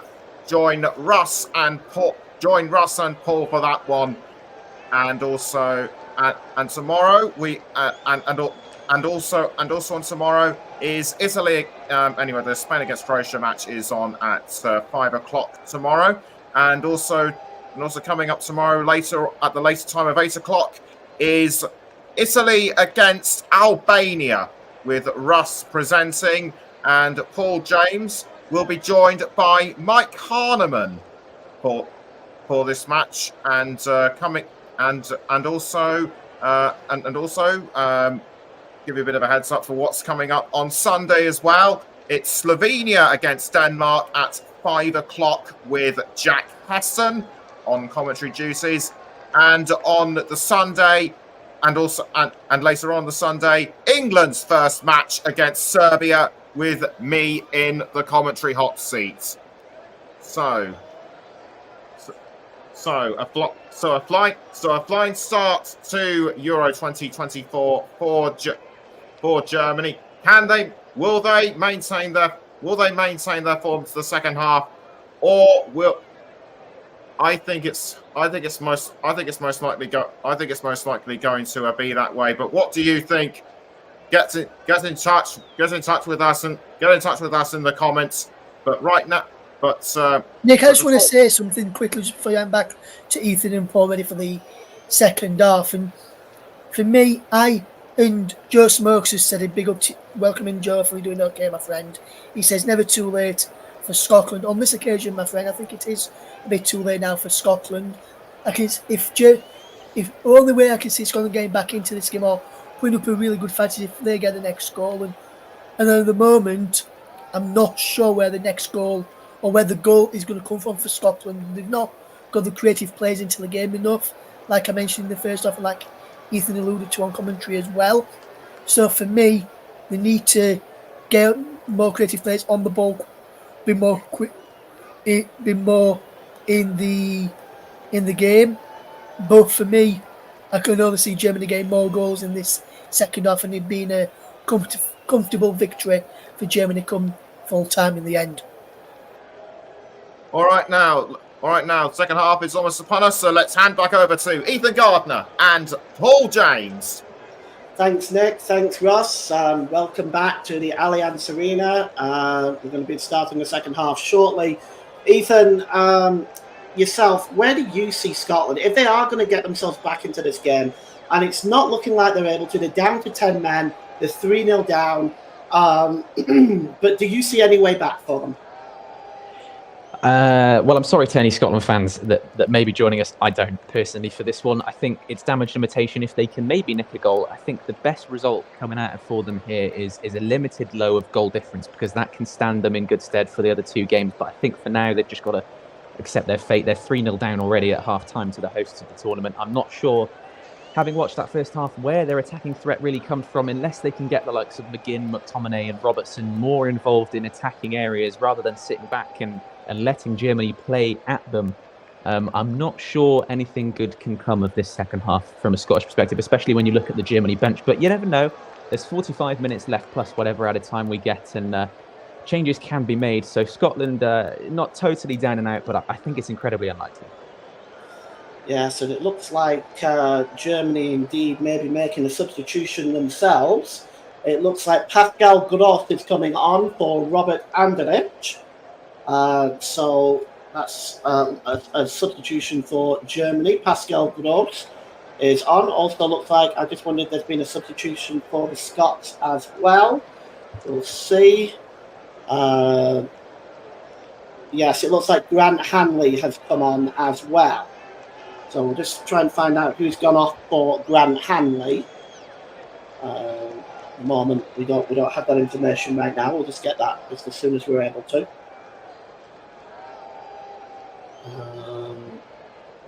Let's wait for the official announcement. Second half is about to get us underway here. We're just waiting for the official's whistle. There we go. So 2 substitutions at half-time. Pascal Gross is on for Robert Anderlecht, and the 2 number 5s, actually. And I've been informed that the substitute going off is Shea Adams. So I think it's Steve Clarke is along your way of thinking, bringing on an additional defender there and taking off Shea Adams and bringing on Grant Hanley. So those are the 2 substitutes at half-time, both of them wearing number 5, as we look at Rudiger and Christie clashing there. And it's going to be a free kick to Scotland. And Mike Harneman says Adams off for Hanley for Scotland, says that they're looking to keep the score down. Thanks, guys, for updating me on that substitution, because it came up a little bit later on my screen. The free kick is going to be taken by Scott McTominay, and it's just down the left-hand side here, just on the corner, well, about just almost level with the 6-yard box, and it's going to be Scott McTominay that's going to swing this one in. He's just waiting for his options left, and he swings the ball in. It's not a great one, and Germany are able to clear that one away with Joshua Kimmich just clearing that ball out of play. But you can see, despite the defensive substitution, Ethan, they've started off strongly in the second half, positively at Scotland. Yeah, I think they have, and that free kick was a right decision to make in terms of it being an in-swinger and hitting it low into the danger area, hoping for a deflection. And I know Shea Adams coming off might seem quite defensive when you're taking off your striker, but you still have some good options going forward there, and perhaps they don't necessarily need a focal point anymore, but they need some players who can interchange, and I think they have that. So we'll hope that they can actually come out positive at the beginning of the second half. But it would have also been interesting to be a fly on the wall in the 2 changing rooms at half-time, because what do you say if you're Steve Clarke at this point, Paul? I mean, I'm not really sure. Goodness knows. I have no idea what you would say there. But here's Callum McGregor. McGregor gets a cross in, and just getting in the way there was Tony Kroos, and now Germany can break away. And here's Kai Havertz. Is he fouled there? Sorry, that's Florian Wirtz. Is he fouled there? The referee says yes, and a yellow card has been issued to Ralston. So Ryan Ralston goes into the referee's notebook as well. And that was a very, very poor challenge. Cuts across the leg there. No doubt. Yellow card for you. Yeah, yellow card. He's just got to take one for the team there from a Scotland perspective, because we know what Germany are like on the counter, and especially when Wirtz is on the ball. And here is Mittelstadt. Plays the ball down the left-hand side, and it's Wirtz. He gives the ball. There's a quick 1-2 with Ilkay Gundogan, and gives the ball back to Gundogan. Here's Jonathan Tah now. Does a quick 1-2 with Pascal Gross, and it's now with Rudiger. Rudiger back to Tar as Germany once again just holding possession, and Scotland once again just standing off Germany. And here's Gross. And it's Gross again. Gives the ball there to Wirtz, back to Gross. Wirtz. And it's Rudiger. Gross. As it's Germany just playing side-by-side football. They're not really being closed down here at all. Ryan Christie just trying to put a bit of press on the German players in possession of the ball. And here's Kimmich. Long ball over on the far side. Sorry, that was Florian Wirtz. Long ball on the far side. Here's Rudiger. And it's Gross again. And here is Wirtz again. Gives the ball to Kimmich. Kimmich's ball is a poor one. He was looking for Musiala. And now Scotland can come away perhaps on the break. And that's a nice ball by John McGinn looking for Ryan Christie. But Ryan Christie is not able to control it. And it breaks away from him and lands straight at the feet of Jonathan Tah. And here's Wirtz again now. Germany just seem to have adjusted position. Wirtz taking a less deeper role and seems to have dropped back into a more central midfield role. Here is Mittelstadt. Tony Kroos. And it's over across to Mittelstadt that time. And it's Jonathan Tah. Here's Kroos. Kroos plays the ball forward and it only finds John McGinn. And now McGinn breaking forward. As the referee giving us that as a foul, the referee said no. Germany will play on with possession. And Kimmich gives the ball to Musiala. Musiala back to Kimmich. Kimmich just plays the ball. A quick 1-2 with Kai Havertz. Kimmich again. Back to Kroos. Kroos to Jonathan Tah. Tah, good ball out onto the left-hand side. And it's Mittelstadt again. Just drops the ball back to Tah. And to Rudiger. Rudiger midway inside the Scotland half. Rudiger with a shot. It's a good effort and forces a good save from goalkeeper Angus Gunn. Rudiger not afraid to have a go, Ethan. No, well, we've seen it before. I think I remember seeing it when he was at Chelsea in games that he's played in the Premier League. He's not afraid to take a little dig from distance. And that wasn't a million miles away. It was actually angling towards the bottom left corner. And when Angus Gunn, is in the form that he's not in particularly bad form, but he did let in the first goal. So why not give it a go when you're Rudiger? Yes, that's right. Corner down the left-hand side, and trying to see who it is who's over there taking it. It looks like it's Musiala. He swings it over the top, over everybody, and just kept in play by Kimmich and maintains possession. Down the right-hand side now, gives it to Gundogan. Gundogan to Mittelstadt, launches the ball in. Rudiger trying to get the header on. But breaking away now for Scotland is Robertson. He's body checked there, and that'll be a free kick. Tony Kroos just going over there with the cheeky body check. No question about that being a foul.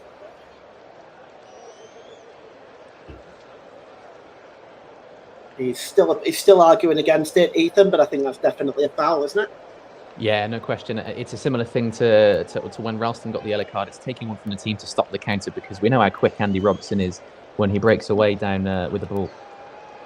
Absolutely. And here's Musiala, and now to Gundogan. Gundogan to Wirtz.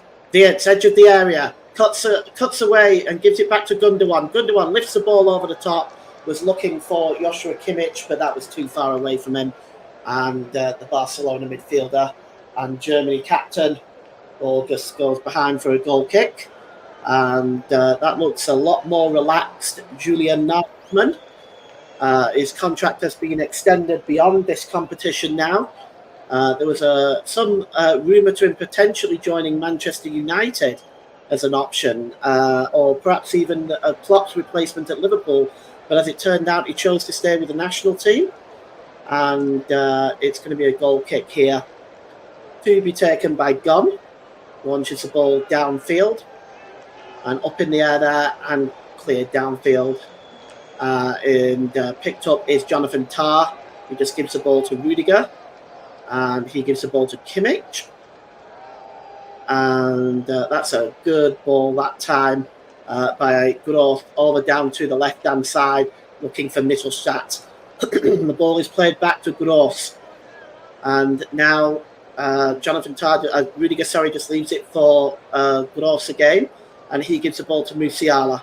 And at the moment, Germany just knocking the ball around, and it's just at the moment it's too easy for them. There's no press from the Scots at all, and at the moment Germany just well, it has to be said, Ethan. I don't want to sound disrespectful to Scotland, but it has been a very, very easy performance. There's been very little in terms of press on Germany at all, has there?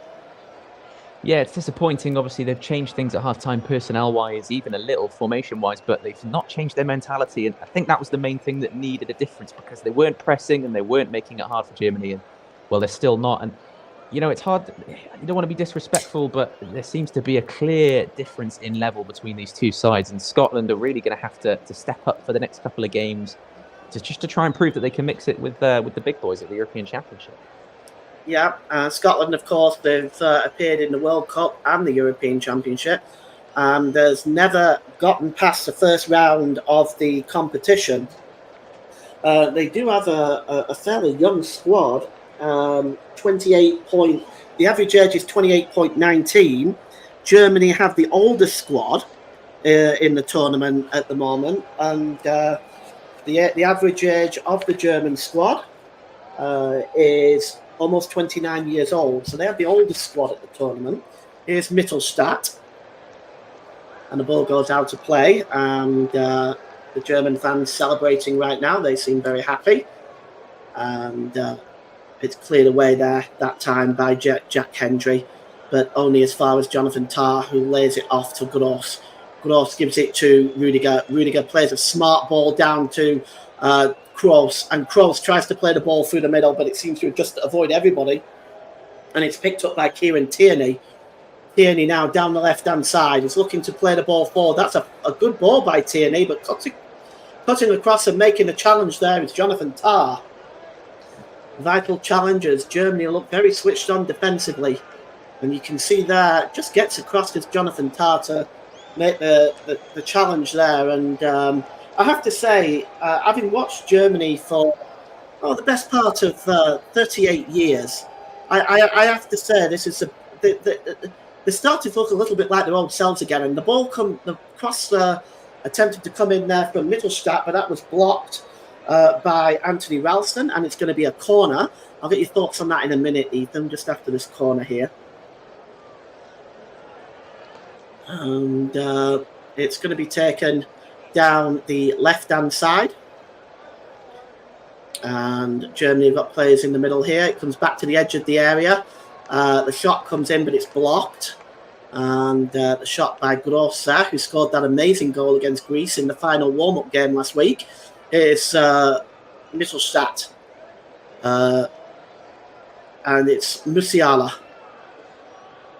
And across there to Gross. Gross tries a shot. It's blocked that time by the substitute there, Grant Hanley. And here's Rudiger. Rudiger gives the ball to Kimmich. Kimmich now to Kai Havertz. Havertz, edge of the area, down the right-hand side. He plays the ball there to Gross. Gross to Tah. Tah gives the ball to Kroos. To Musiala. Corner of the penalty area, left-hand side. Musiala cutting inside now, beats his man for pace, tries to get the cross, but that's a good challenge. It comes back to the edge of the penalty area. The cross comes in to the back post, and Florian Wirtz with a chance just balloons it over the crossbar, and Germany have thrown away a chance to go 4-0 up there. The ball was played back there to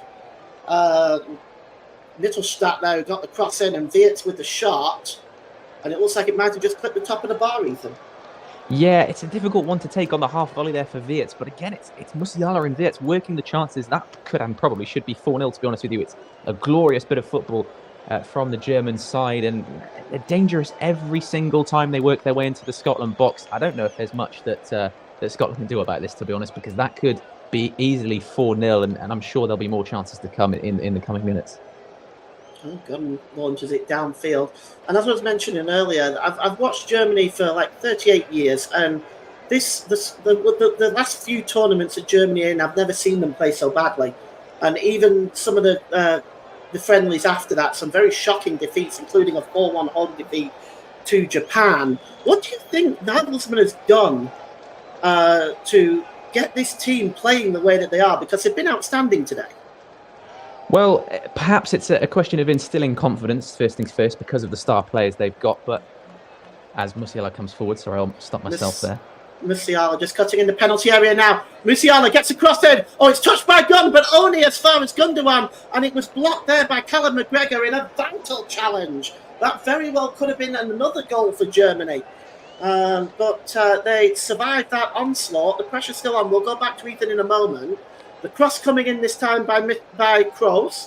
And it's cleared away now by Scotland. And finally, John McGinn is just going to pick up the ball down the left-hand side. But he's just turned the ball over. And now Germany have the ball back again with Florian Wirtz. Wirtz gives the ball there to Mittelstadt. Mittelstadt to Gross. Gross gives the ball across there to Rudiger. Rudiger to Havertz. Rudiger gives the ball down the right-hand side there to Kimmich. Kimmich now drops the ball back there to Gundogan. Gundogan back to Rudiger. And now with Rudiger again down the right-hand side. And Kimmich just holds the ball up here down the right-hand side level with a penalty area. Gives it back to Rudiger. Rudiger now looking for options. Just gives a short pass there to Wirtz, and it's now with Kimmich. And Kimmich gets across in, goes all the way through to the back post there to Mittelstadt. Mittelstadt turns, gets the shot away, but it's blocked there well. Blocked by Ralston. But it's only really as far as Wirtz, and Germany still maintain possession. Wirtz with the long shot, but it's over the crossbar, and it's going to be a kick. So just carry on there. Sorry, Ethan, with your thought there. Well, I think there's multiple key things, but the thing I was going to mention really is Nagelsmann seems to have done the thing that every top Germany team from international tournaments has done in the past, and he's identified the right workman-like players to fill out the roles where they don't have star players. They can produce star players like Musiala and Wirtz, but teams don't win tournaments without the likes of Andrich in midfield, Mittelstadt, Gross even, and these players filling out the side, doing their job to perfection as they always do. I remember in 2014, 10 years ago, when they won the World Cup, they had 4 centre-backs in the back 4 who just managed to do their job. That's all they did, and it won them a World Cup. Benedikt Höwedes is the man I remember, a former Schalke player, and that seems to be really what Nagelsmann's done here, identifying the right players to play alongside the stars. Well, the ball is long now, and chasing this one is Kai Havertz, and Gunn comes in and just gets in front of Florian Wirtz to grab a hold of that ball and cuts out Havertz along the way. We've had a comment in the comment section from Isaac Hell Hunt, England Euro 2024 winners in Berlin, and Germany are about to bring on Nicholas Füllkrug, as if things aren't bad enough for Scotland right now. Nicholas Füllkrug has been free scoring for Germany ever since he's got into the international team, and Robertson just drops the ball back there to Tierney. So I suspect that will be a change for Havertz, I should think, Ethan. Yeah, you'd think so. Just a straight-up change up front. And it offers a different perspective because Füllkrug is an aerial threat. He's a hold-up striker. He's a bit different to Kai Havertz. I think he's a stronger forward. And to me, that offers even more problems for Scotland because they've just got to think of something else to defend now. And just as he was talking there, Jonathan Tah collides in with Ryan Christie with a very late challenge. And he picks up a yellow card for his troubles. So that's the second Germany player in the referee's notebook today. The other one, Antonio Rudiger. So we are going to see Leroy Sané and Füllkrug. And Havertz, of course, is one going off. Just trying to see who the other one will be for Sané. Probably Wirtz, I would think, but we'll see. I'll take a look at that in a moment. It is Wirtz. So Wirtz is off and Sané is on. And that's the third substitution for Germany. So they've taken 3 there now, and they're starting to, as you suggested, perhaps resting some of these other players that they want ready for the next game against Hungary on Wednesday evening. And Germany breaking away now with Joshua Kimmich. Germany 3-on-3 if they can hurry. Kimmich Gives the ball here to Sané. Sané, the first chance for the substitute. Well, what an opportunity for Leroy Sané. Ethan, he should have done better than that, shouldn't he? He really should have. I think he's gone for finesse with the curl to get it round gun, but he's mishit it. It's gone into the floor. It's weak. It's tame. It's not the best effort. Not the best way to introduce yourself, but of course, not really any pressure on that. They are 3-0 up, so I'm sure he'll get more chances, Leroy Sané. The ball is cleared away there, but nipping in is Rudiger to win the header. McGinn is down, and it looks like the referee has given a foul. Been heavy, a lot of criticism of referees as well. What do you think of Clement Turpin's performance today? I think he's actually done quite well. I agree. I actually tend to agree. I think the other thing that I was going to mention in terms of referees, I think it's the Premier League where the criticism is mainly. I think in Europe, referees are usually doing a very good job. You see, there's no real problems in the Champions League, and he's done a great job. He's not really given out too many cards for fouls, especially early on. He's allowed the game to flow. I mean, that's not really a good thing for Scotland. But I think, yeah, he's done a very good refereeing job so far. Here's Joshua Kimmich now, midway inside the Scotland half of the field. He gives the ball to Pascal Gross. Gross gives the ball there to Mittelstadt. And here's Musiala. Musiala drops the ball back to Kroos, back to Mittelstadt. Mittelstadt goes to the cross to the back post, and it's just headed out of play by Callum McGregor. And it's going to be another corner to Germany. 3-0 up. They are looking for the cherry on the cake here to get their European Championships off to the right start. And the referee there just trying to just make sure that there's order in the penalty area. And taking the corner is Tony Kroos. Looks like he may outswing this one as Rudiger goes down and got a challenge from John McGinn. And John McGinn's trying to explain that big man shouldn't be going down so easily. But just a ticking off by Clement Turpin, saying he doesn't want any more of it. And the corner will eventually be taken here by Tony Kroos. Tony Kroos outswings this one. And, just flicked over the head there. Comes right back to the edge of the area to Mittelstadt with a shot. And it just goes over the crossbar. And Mittelstadt just caught it sweetly on the half volley. And over the crossbar it went. But worth the effort, Ethan? I think definitely. He had an opening in front of him. I think he's caught it incredibly well. Unfortunately, it's probably caught it too well in the end, actually, there, Mittelstadt. But definitely worth the effort. Why not when you're 3-0 up and comfortable in front of a home crowd, eh? Yes, absolutely. Action on the Scotland bench. Looks like we've got Billy Gilmour coming on and Kenny McLean, who will be making an appearance very, very shortly. We will find out for who in a moment once the substitutes have been announced. But right now, the referee has just blown up for a free kick. And here we go. Substitutes coming up now. So Callum McGregor is coming off, which I think is interesting because I think he's been one of Scotland's better players in this first half. I think he's put in a very workmanlike performance. And John McGinn is the other substitute. So John McGinn and Callum McGregor go off. And coming on is Kenny McLean and Billy Gilmour, wearing number 14 and 23 respectively. Thoughts on that substitution? It's interesting. I would say that the two players who've really shown the most for Scotland in terms of trying to break out and counter-attack have both just come off the pitch. But I also think that when you introduce Billy Gilmour, there's an assumption there that you're going to have the ball because he's a technician on the ball. So we'll see how that works out. Free kick to Scotland. It's taken quickly. It's swung into the penalty area and just seems to have avoided everybody and gone out for a throw-in on the far side, right by the corner flag. And we have 23 minutes left. And Germany are 3-0 up and looking for their win in their first game. And, of course, another win against Hungary will, of course, see them through, no doubt. And here is Musiala now. Musiala tries to play through to Gundogan. It breaks loose and a shot and it's in! What a strike! And I think it's Nicholas Fulkrug.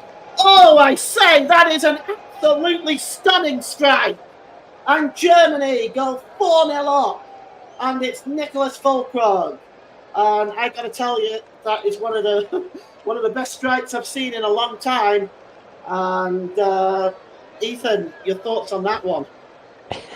That is an absolute stunner, Paul. He's caught that so beautifully, Füllkrug there. Not been on the pitch too long, but my word, I mean, what an impact he's had already. Half volley, top right-hand corner, not a chance for Angus Gunn. Not a hope or prayer in that goal. And Scotland, it just gets worse for them. But Germany absolutely flying 4-0. Goal difference, confidence, everything in their favour in this opening match. They've scored potentially one of the goals of the group stage there. Oh, my word, what a goal. Yes, and that is Füllkrug's 12th goal in 16 games for the national team. So he is just scoring for fun right now.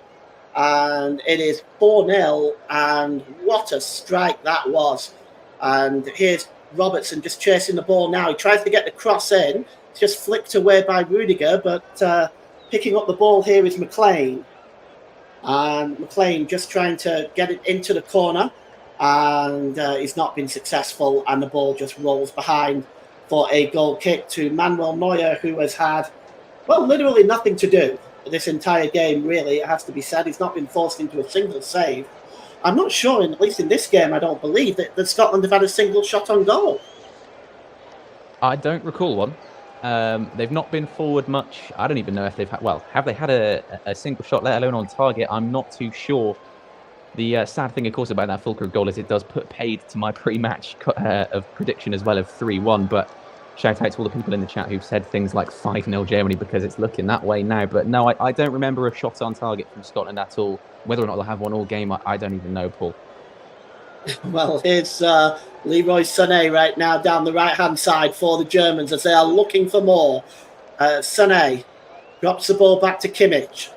And Sané, again, just on the edge of the penalty area. It's Paul who was looking for Gundogan, but Gundogan was not going to find that, and it goes behind for a goal kick. Nick has just commented in the private chat and said he doesn't think they have. Myself, I don't think they have either, but that strike was something else by Füllkrug. He picked up that, and there was no chance any goalkeeper anywhere was saving that. It was right into the top corner, and the German fans having something to celebrate at a major tournament for the first time in a little while, and they are starting to look like the old Germany, and they are sending a message, a clear message out to everybody else in this tournament that Germany is here to win it. And here is the number 14 for Scotland there. Just unable to get that away. That's Billy Gilmore. And it's won back by Germany, and it's back to the goalkeeper, Manuel Neuer. Neuer just playing a simple ball to Kimmich. And that ball plays across here to Kroos. And Leroy Sané dropped it back to Kroos. And in about, you've got the unenviable task, Ethan, in about 15 to 18 minutes time of choosing a player of the match. I mean, who do you choose on this German team? Thomas Muller as well now is readying himself to come on for Germany. Good chance to bring him on, as Germany can, he's still capable of getting one or two goals. As here's Kimmich. Kimmich plays the ball across there to Gross. Gross again. Down to Gundogan. Gundogan to Gross. And across to Gross. Gross sends the ball down the right-hand side to Kimmich. Kimmich lays it off to Leroy Sané. Sané there. Oh, he's got Robertson in front of him. Robertson does very, very well to win that back. And he just pulls the ball back there, and it's cleared away, but only as far as Rudiger and Germany maintain possession. And here's Kroos again. Just as a quick 1-2 there with Gundogan and Gross this time. The ball is down the right-hand side now to Joshua Kimmich. Kimmich swings the ball in, and it's headed behind there. And it's going to be a corner. Scotland, the substitution is being made. Grant Hanley just gave away that corner. And it looks like it's Jamal Musiala who is making way for Thomas Muller. And Ethan, your thoughts on Musiala's performance today? I think, well, in my opinion, and this is a little bit of a spoiler, but he's been the best player on the pitch. He's been incredible with his dribbling ability. It was a great shot for the goal. I think it's difficult to pick out the Germany attack, but he has been the man that's really caused the most problems for the Scottish defence. Saving him for the Hungary game is probably a smart decision, but almost a little bit of a shame that he's leaving the pitch for me, because I'd have liked to have seen him for the rest of the match. Yeah, I agree with you. He's been outstanding, hasn't he? Kimmich gets the ball back off Kroos. Kimmich is going to try and get the crossing. It's back with Kroos. Kroos plays the ball into Tar. Tar swings the ball in. It goes right across the Scottish defence, all the way back to Kimmich.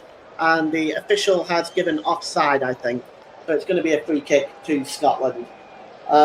If the score stays the same, this is 4-0 down. You've got Hungary and Switzerland still to play. Do you think Scotland can still get out of this group?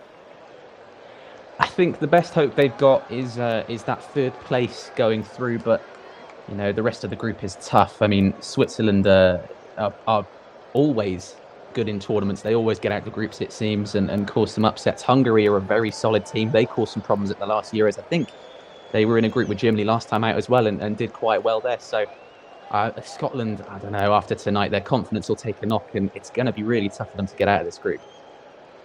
It's headed up into the air by Thomas Muller that time, and it's won back in the middle of the park by Billy Gilmour, and Germany do win the ball back. Gilmour gives the ball away that time, and it's given to Kroos.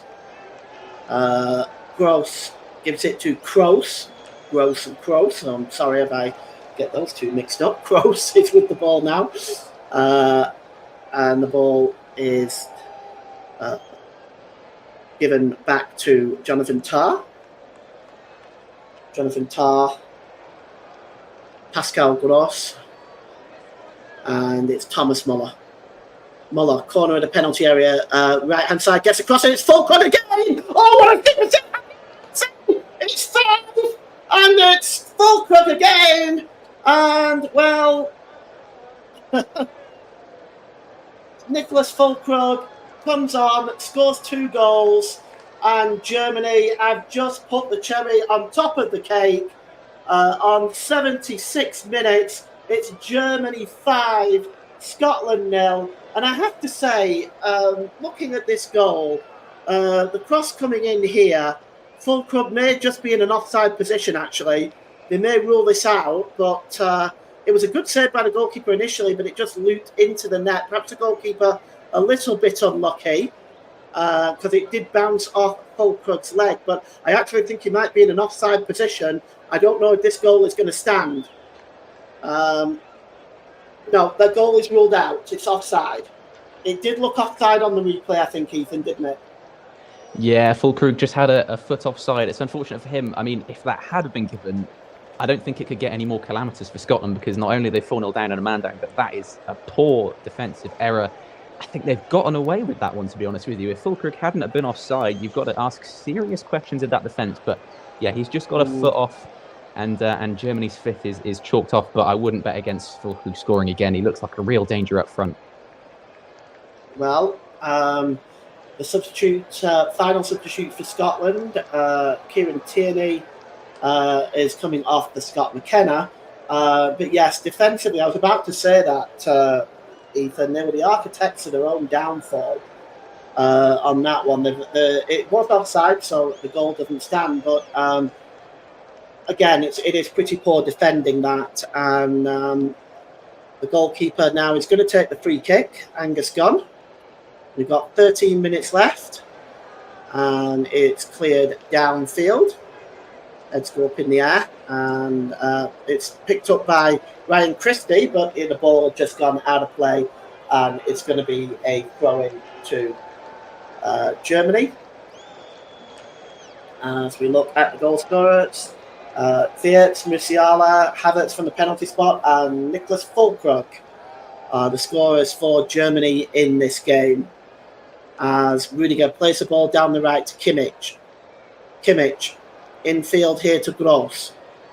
Gross inside the centre circle for Germany, looking for options left and right. Gives the ball to Rudiger. Rudiger to Gross.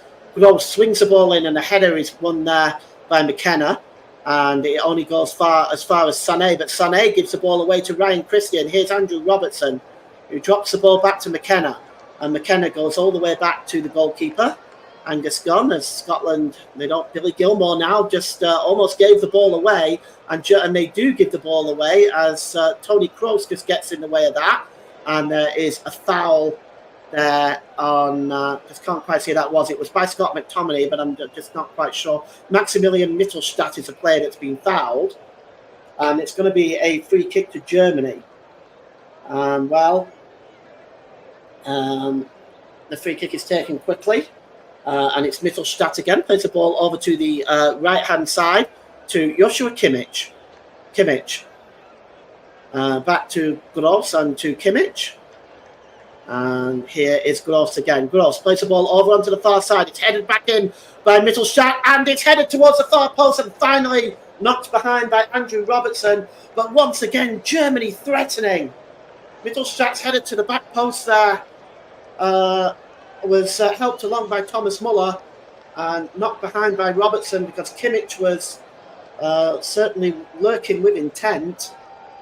And it's going to be another corner to Germany, which Tony Kroos is going to take, and there's 11 minutes left. It's outswung and it's headed away, but not really far enough, only as far as Mittelstadt with a shot, but it's well over the crossbar, and the pressure just keeps coming from Germany, Ethan. Yeah, well, first things first, we've seen that Mittelstadt effort before, but the pressure was building more and more. Germany always looking dangerous. You've got to ask, maybe Thomas Muller, could he have been a little more selfish and tried to bring that down and have an effort there? But the flick on was still dangerous. It caused Scotland to think, and it won them a corner. And ultimately, when you're 4-0 up, you can't complain too much. I was just also thinking back to you talking about how unstoppable Füllkrug's effort was. I've just seen a stat about the speed of the ball going into the net, and I can tell you that it was actually quick enough to get a speeding ticket on the Autobahn just outside of Munich at 110 kilometers an hour, which is ridiculous. Well, Germany had just made their final substitution. Tony Kroos has come off, and Emre Can is up for Germany. He stepped in as a replacement for Pavlovic as he picked up an injury. And so Pavlovic stepped out with the injury, and Emre Can was called up at the last minute. Here comes Germany again now, and it's Thomas Muller. Down the left-hand side, he swings across in, and up there is Gundogan, and should he have done better? What a chance for Gundogan. Maybe he just couldn't angle his body correctly to get on the end of that, but that was a super ball in by Thomas Muller. Yeah, a dangerous delivery, just ever so slightly out of Gundogan's reach, even on the turn, but Germany, you've got to give them credit. They're still looking at turning the screw and still looking at scoring. They're 4-0 up. There's not long left. They could easily conserve their energy for future games, but they're still looking to add to the goal difference. Well, Lawrence Shankland is coming off, and it's actually Scotland's final substitution. Lawrence Shankland is coming on, and Ryan Christie is coming off. So both sides have made their allotted 5 substitutions. Obviously, it doesn't work like the Premier League. You're not limited to attempts and substitutions. It seems to be just 5 substitutions. But we have 9 minutes to go here. It's Germany 4, Scotland 0. And Angus Gunn just clears the ball downfield. And it's picked up again, though, by Germany with the header by Gross. But here is Robertson. Robertson trying to just find McLean. McLean has the ball. Oh, that's a fine ball by McLean. And just over on the far side there is Ralston. He tries to play the ball into the middle, but between Jonathan Tah and Rudiger, Germany get the ball away. And here's Emre Can. Plays the ball now to Leroy Sané. Germany on the break. Here's Sané down the right-hand side. Gets in there, does Sané. He's trying to cut in the penalty area. He's under pressure now by 2 Scotland players. And finally, it's won back by Robertson and cleared away. And all the way back into the Germany half of the field to Antonio Rudiger. Ethan, just how well have Germany played today? Germany have been absolutely outstanding. They've done exactly what they've needed to do, completely snuff out any real hope for Scotland. They've choked them in their own half. They've put the goals away. They've really done a comfortable host's opening night performance. They've been excellent. But you've got to say as well, that little bit spark there on the counter-attack from Scotland, where's that been all night? I mean, the players that are on now, maybe it's their job to prove Steve Clarke wrong with the starting lineup and get their name on the team sheet for the next match. Sané just tries a shot there, but it's right down the throat of Angus Gunn. And in about 5 minutes, Ethan, I'll be asking you for your player of the match. Tough choice tonight. Very, very tough choice. I don't envy you. And then Joe Smokers just stepped in and said it would be 4-0. No, you didn't, Joe. Nice try, though. And the ball is cleared downfield, and it's just picked up there. And that's brought down well by Lawrence Shankland. And it's now with the other substitute, Scott McKenna. Here's Robertson. Robertson gives it to Gilmore.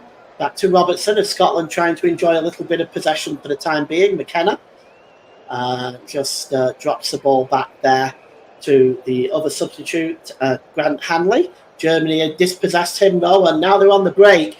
And it's Mittelstadt. Mittelstadt tries to pull the ball in the middle. He might have a second bite at the cherry. No. Grant Hanley clears it for Scotland and out of play. And it's going to be a throw-in for Germany. Steve Clarke looking the face of a very frustrated man right now. And here is Pascal Gross. Gross gives the ball there to the number 6, Joshua Kimmich, who lays it off to Leroy Sané. Sané cutting into the penalty area. Sané goes down, but he's on his. He's claiming a penalty, but that's not going to be given. That wasn't a penalty. That would be ridiculous. Just take a look at this again. Just cuts inside the penalty area. Yes, it was come off the Scottish defender last, McLean, I think. But they've got a goal kick regardless, I think. So with 5 minutes to go, Scotland, what do they have to do to recover in their next game against Switzerland? Well, it's difficult because it's a different opponent and they'll have to play differently. Sorry, I'll just pause myself there. It's Sané now. Sané coming forward, tries a shot, does Sané, but he blazes it over the crossbar. That's not one of his better efforts. No, not one of his better efforts. But in terms of Switzerland and Hungary, it's interesting because they'll have to play differently against different sides, obviously. But just being more positive when they're not on the ball, they sat in and allowed themselves to be got at tonight. And Germany, if any team at this Euros are going to unpick your defence with the kind of pass masters they've got, it's going to be Germany. So it was very clearly a wrong tactic to start with, to be honest. And I think Scotland just have to be more positive when they're not on the ball, because we haven't really seen them on it, and it's hard to comment on that, to be honest. Well, that's so. The ball is cleared downfield, and it's picked up by McLean. McLean goes down under pressure, but the ball goes out of play, and it's going to be a throw-in. As we take a look at the Scotland fans now, it all looks rather depressing at this time for them. But they'll be looking to try to get something from this game. And we'll see what happens here as they have Germany have a throw in here. It's actually a free kick has been given instead, and Andrew Robertson with a free kick now for Scotland. So look for a goal back. Swung in, and the heads go up. It's bouncing around there, and it takes a deflection, and it's in. And Scotland have scored, and I think it's an own goal by Rudiger. It looks like it took a deflection. The free kick came in, and it looks like it may have taken a deflection off Antonio Rudiger that put that into his own net. We'll just take a look and see. McLean put his arms up in the air. The cross comes in. I don't think there's anything wrong with the goal. It's flicked on, and well, it looks like that was McLean's goal. Let me have a look. Flicked on. Oh, no. McLean headed it onto Rudiger, and Rudiger just flicked the ball into the net. It's VAR are checking it for offside, but there's nothing wrong with that goal. It was headed on by McLean, and then Rudiger diverted it over Manuel Neuer and into his own net, and that will be frustrating for the German centre-back. But Scotland pull a goal back, so that's something for them.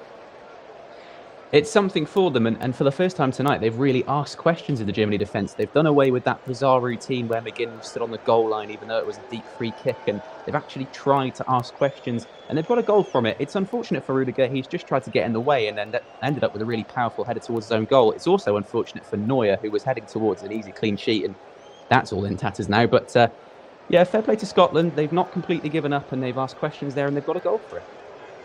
Yes, and that's got them back into the consolation goal for them, but it's not going to affect anything in terms of the result of the game, I don't think. And what I'm going to do here, the next stoppage of play, I am going to give the player of the match. And just some comments going on in the comment section. Jay Cartwright says his man of the match is the referee. And unlucky own goal for Scotland.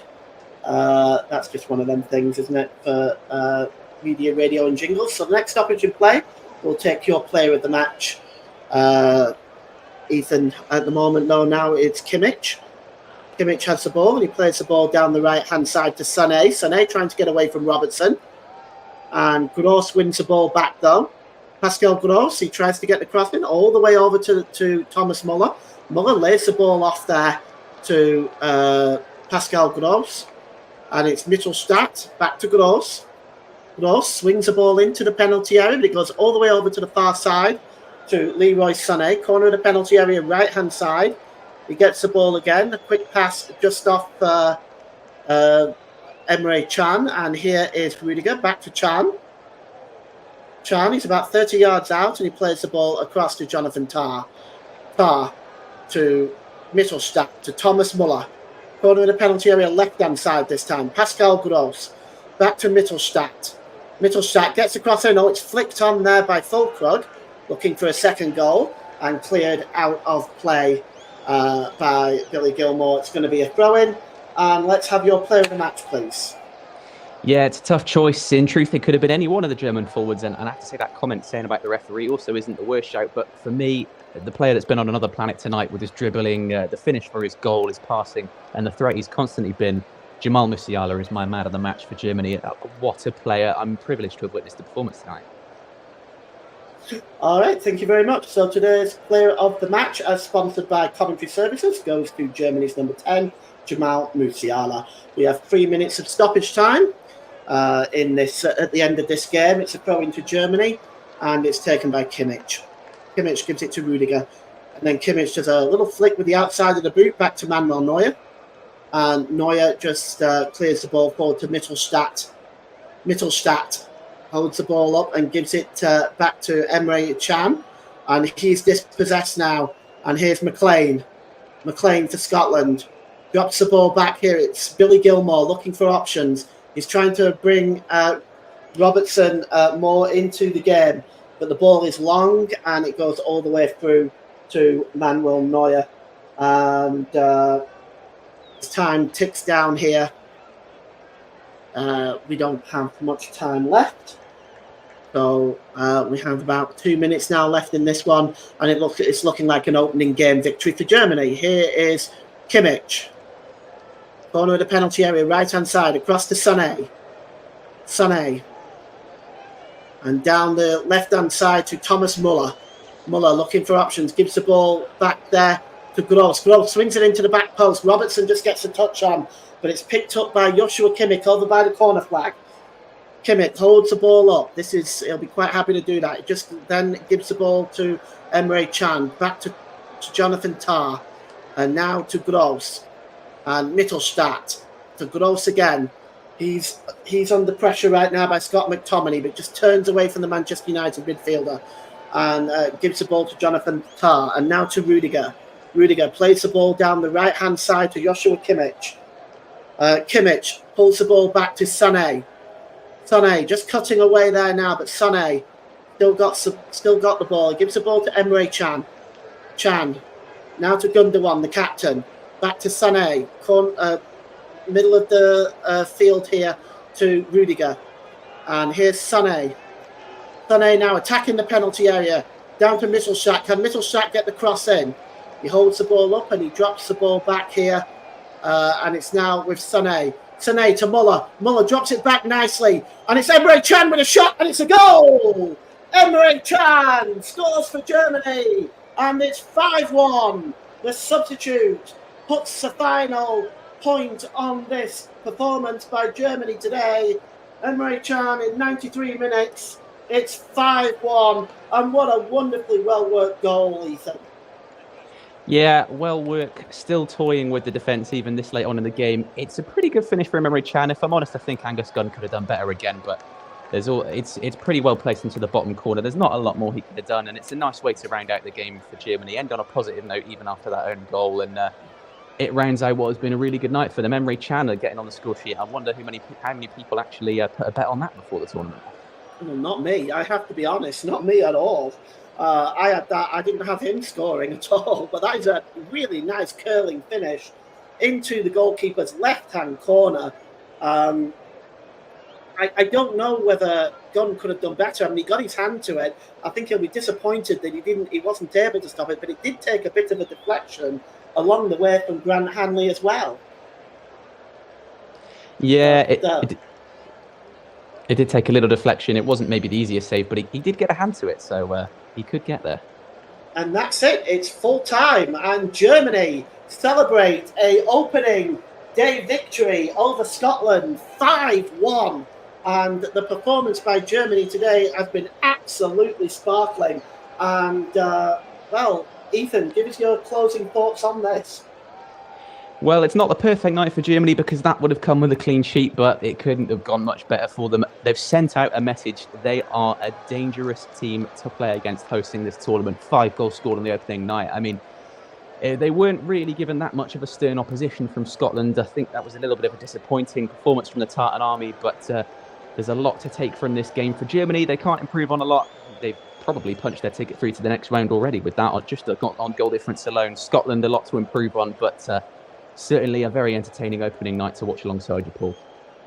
Thank you very much for your co-commentary and your thoughts tonight, Ethan. Certainly appreciate working with you again. So 5-1 the final score here. Goals by Florian Wirtz on 10 minutes, Jamal Musiala on 19. Kai Havertz added a third from the penalty spot on 45. Nicholas Fulkrug scored on 68 minutes before an own goal by Anthony Rudiger pulled the goal back for Scotland.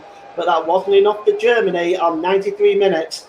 Emre Can put the point on this 5-1 victory for Germany, and that is a strong performance by the Germans today.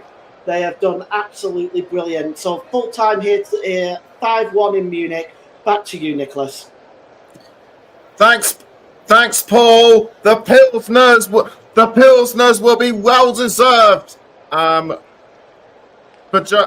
for Germany after their victory. For Germany after their victory against Scotland, and for Scotland they really have to up their game. And Russ, what were your thoughts on the second half? It just was completely like the first. Germany in control for the entire 90 minutes tonight. Yes, I know Scotland had a player sent off just before half time, which can make it a lot easier for the opposition to play against them, having an extra body in there. But like Ethan said, Germany will probably be disappointed not to keep a clean sheet and go to a fantastic start by scoring 5 and keeping a clean sheet. But when you look at it overall, Germany can be very, very proud. Scotland were very, very poor tonight. Yes, I know they got the goal. There was an own goal and then from Antonio Rudiger of Real Madrid, formerly of Chelsea. However, Scotland didn't really create an awful lot in this game tonight. If they are to get anything out of this remaining 2 group games, they really need to pull their ideas up. If they continue to play like that, they will not have a very good performance going forward, and I can see them getting knocked out very, very easily, probably not even making the third place teams going through. So Scotland really need to put their ideas up, need to bounce back in the next game. But if they don't, then it's curtains for them. And I can only see Scotland going one way after that performance, and that's going out to the tournament to the group stages. Really, they've not really turned up. Yes, the fans have turned up in numbers after what I've seen all over social media this afternoon. and into the early evening as well, or even yesterday when they were out in Germany. But the team, yes, they're there in spirit, will have not turned up to perform, and a performance like that will only send them one way, and that's heading out of the tournament. Another word I would have to use is down, because Switzerland and Hungary are no slouch either. But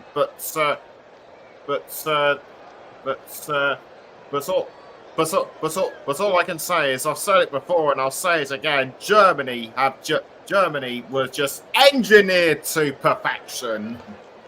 They were, Nicholas, and you look at how well that Germany team was drilled up tonight. They had likes of Thomas Muller.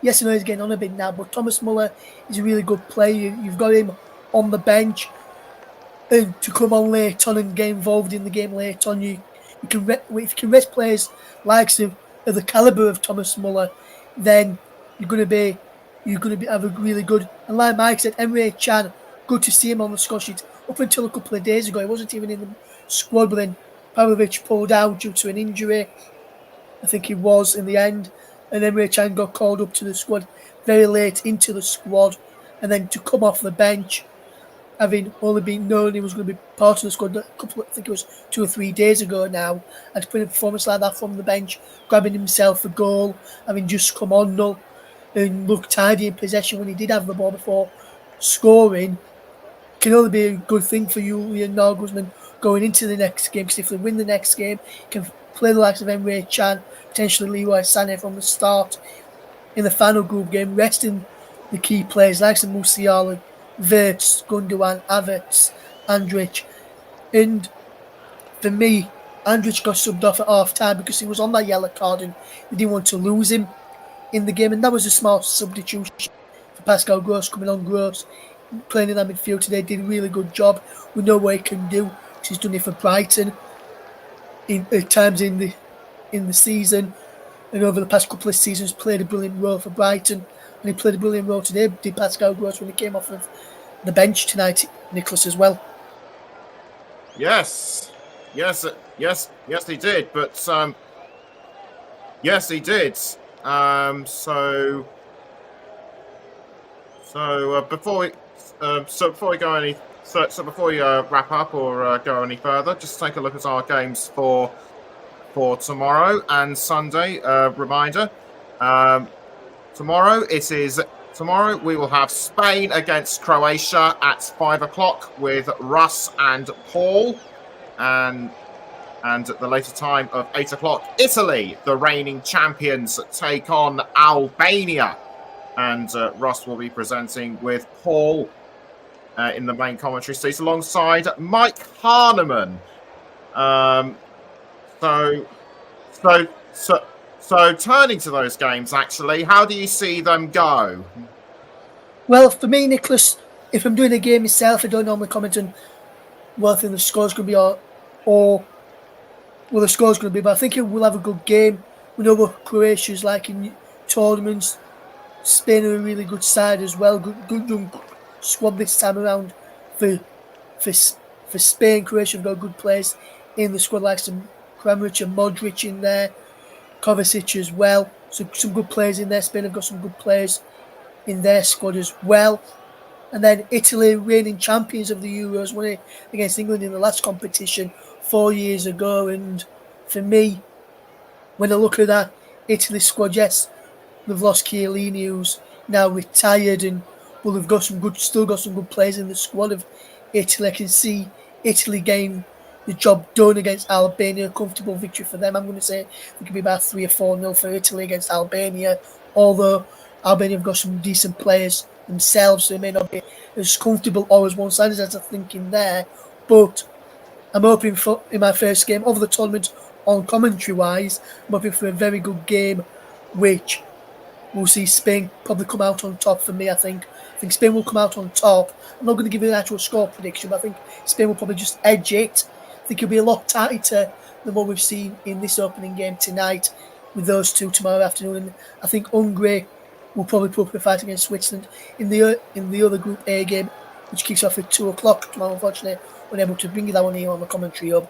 but I think Switzerland will probably get through 2-1 winners in that one as well. I think Spain will just edge it against Croatia. I think Italy will win as well. So there's the predictions. I think those games will go. But I'm not going to give a score prediction for Spain. Croatia will need doing the main commentary tomorrow. So hopefully you can join us for that one. We'll be on air from 10 to 5 tomorrow evening to join us for that one. And then we'll be back on air around about 10 to 8 for the Italy versus Albania game. So make sure you join us for that one there as well.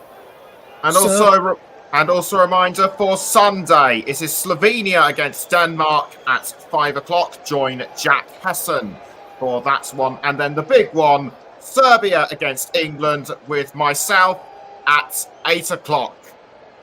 Yes, and I just want to say as well, Nicholas, on the England game, if you want to listen to some interviews with some of the England players, if you head over to the YouTube channel of England, the official England YouTube channel, they're doing a show while they're out in Germany. They've done it at the past couple of tournaments as well, called The Lions Den with Josh Denzel. Really good show that. Some good interviews on there. They had Emil Eskier on earlier today with Ollie Watkins and Lewis Stunk as well. So you get a couple of players on each day of the line. 3 shows up there already. They'll probably do one. I think they've got another one tomorrow at some point during the afternoon. So make sure you check that out as well to get some behind the scenes news from some of the players. And there will be some interviews and going out on national media as well and in the papers and online ahead of the game against Serbia. And let's hope this is the year that England finally end all those years of hurt and bring the trophy home and go one better this time around after last year. But whatever happens, it'll be a fantastic game. And Mike says his predictions, I'll just bring you these, Nicholas, while we've got him here. He says Switzerland 2, Hungary 0, Switzerland 2, and he reckons Spain 3, Croatia 1. And he says he'll tell us it's Italy versus Albania prediction when he joins us on commentary for that one. Like I said, we'll be on air from 7:50 for that one tomorrow evening. Join myself and Paul from 4:50 for Spain against Croatia. We'll bring you their opening match of Group B tomorrow early evening, and then tomorrow evening concluding Group B for you as well. So, without further ado, I'll pass back over to Nicholas to wrap up the show. Thanks, Russ. And also thank you to Ethan and Paul for that riveting commentary. Germany could just do no wrong. Germany could do no wrong against Scotland, who now have to go away and regroup and really think up fresh ideas, because as I mentioned, they'll have it tough against Switzerland and Hungary. That just about wraps up our coverage. As Russ mentioned, do join us again tomorrow. Until then, good night.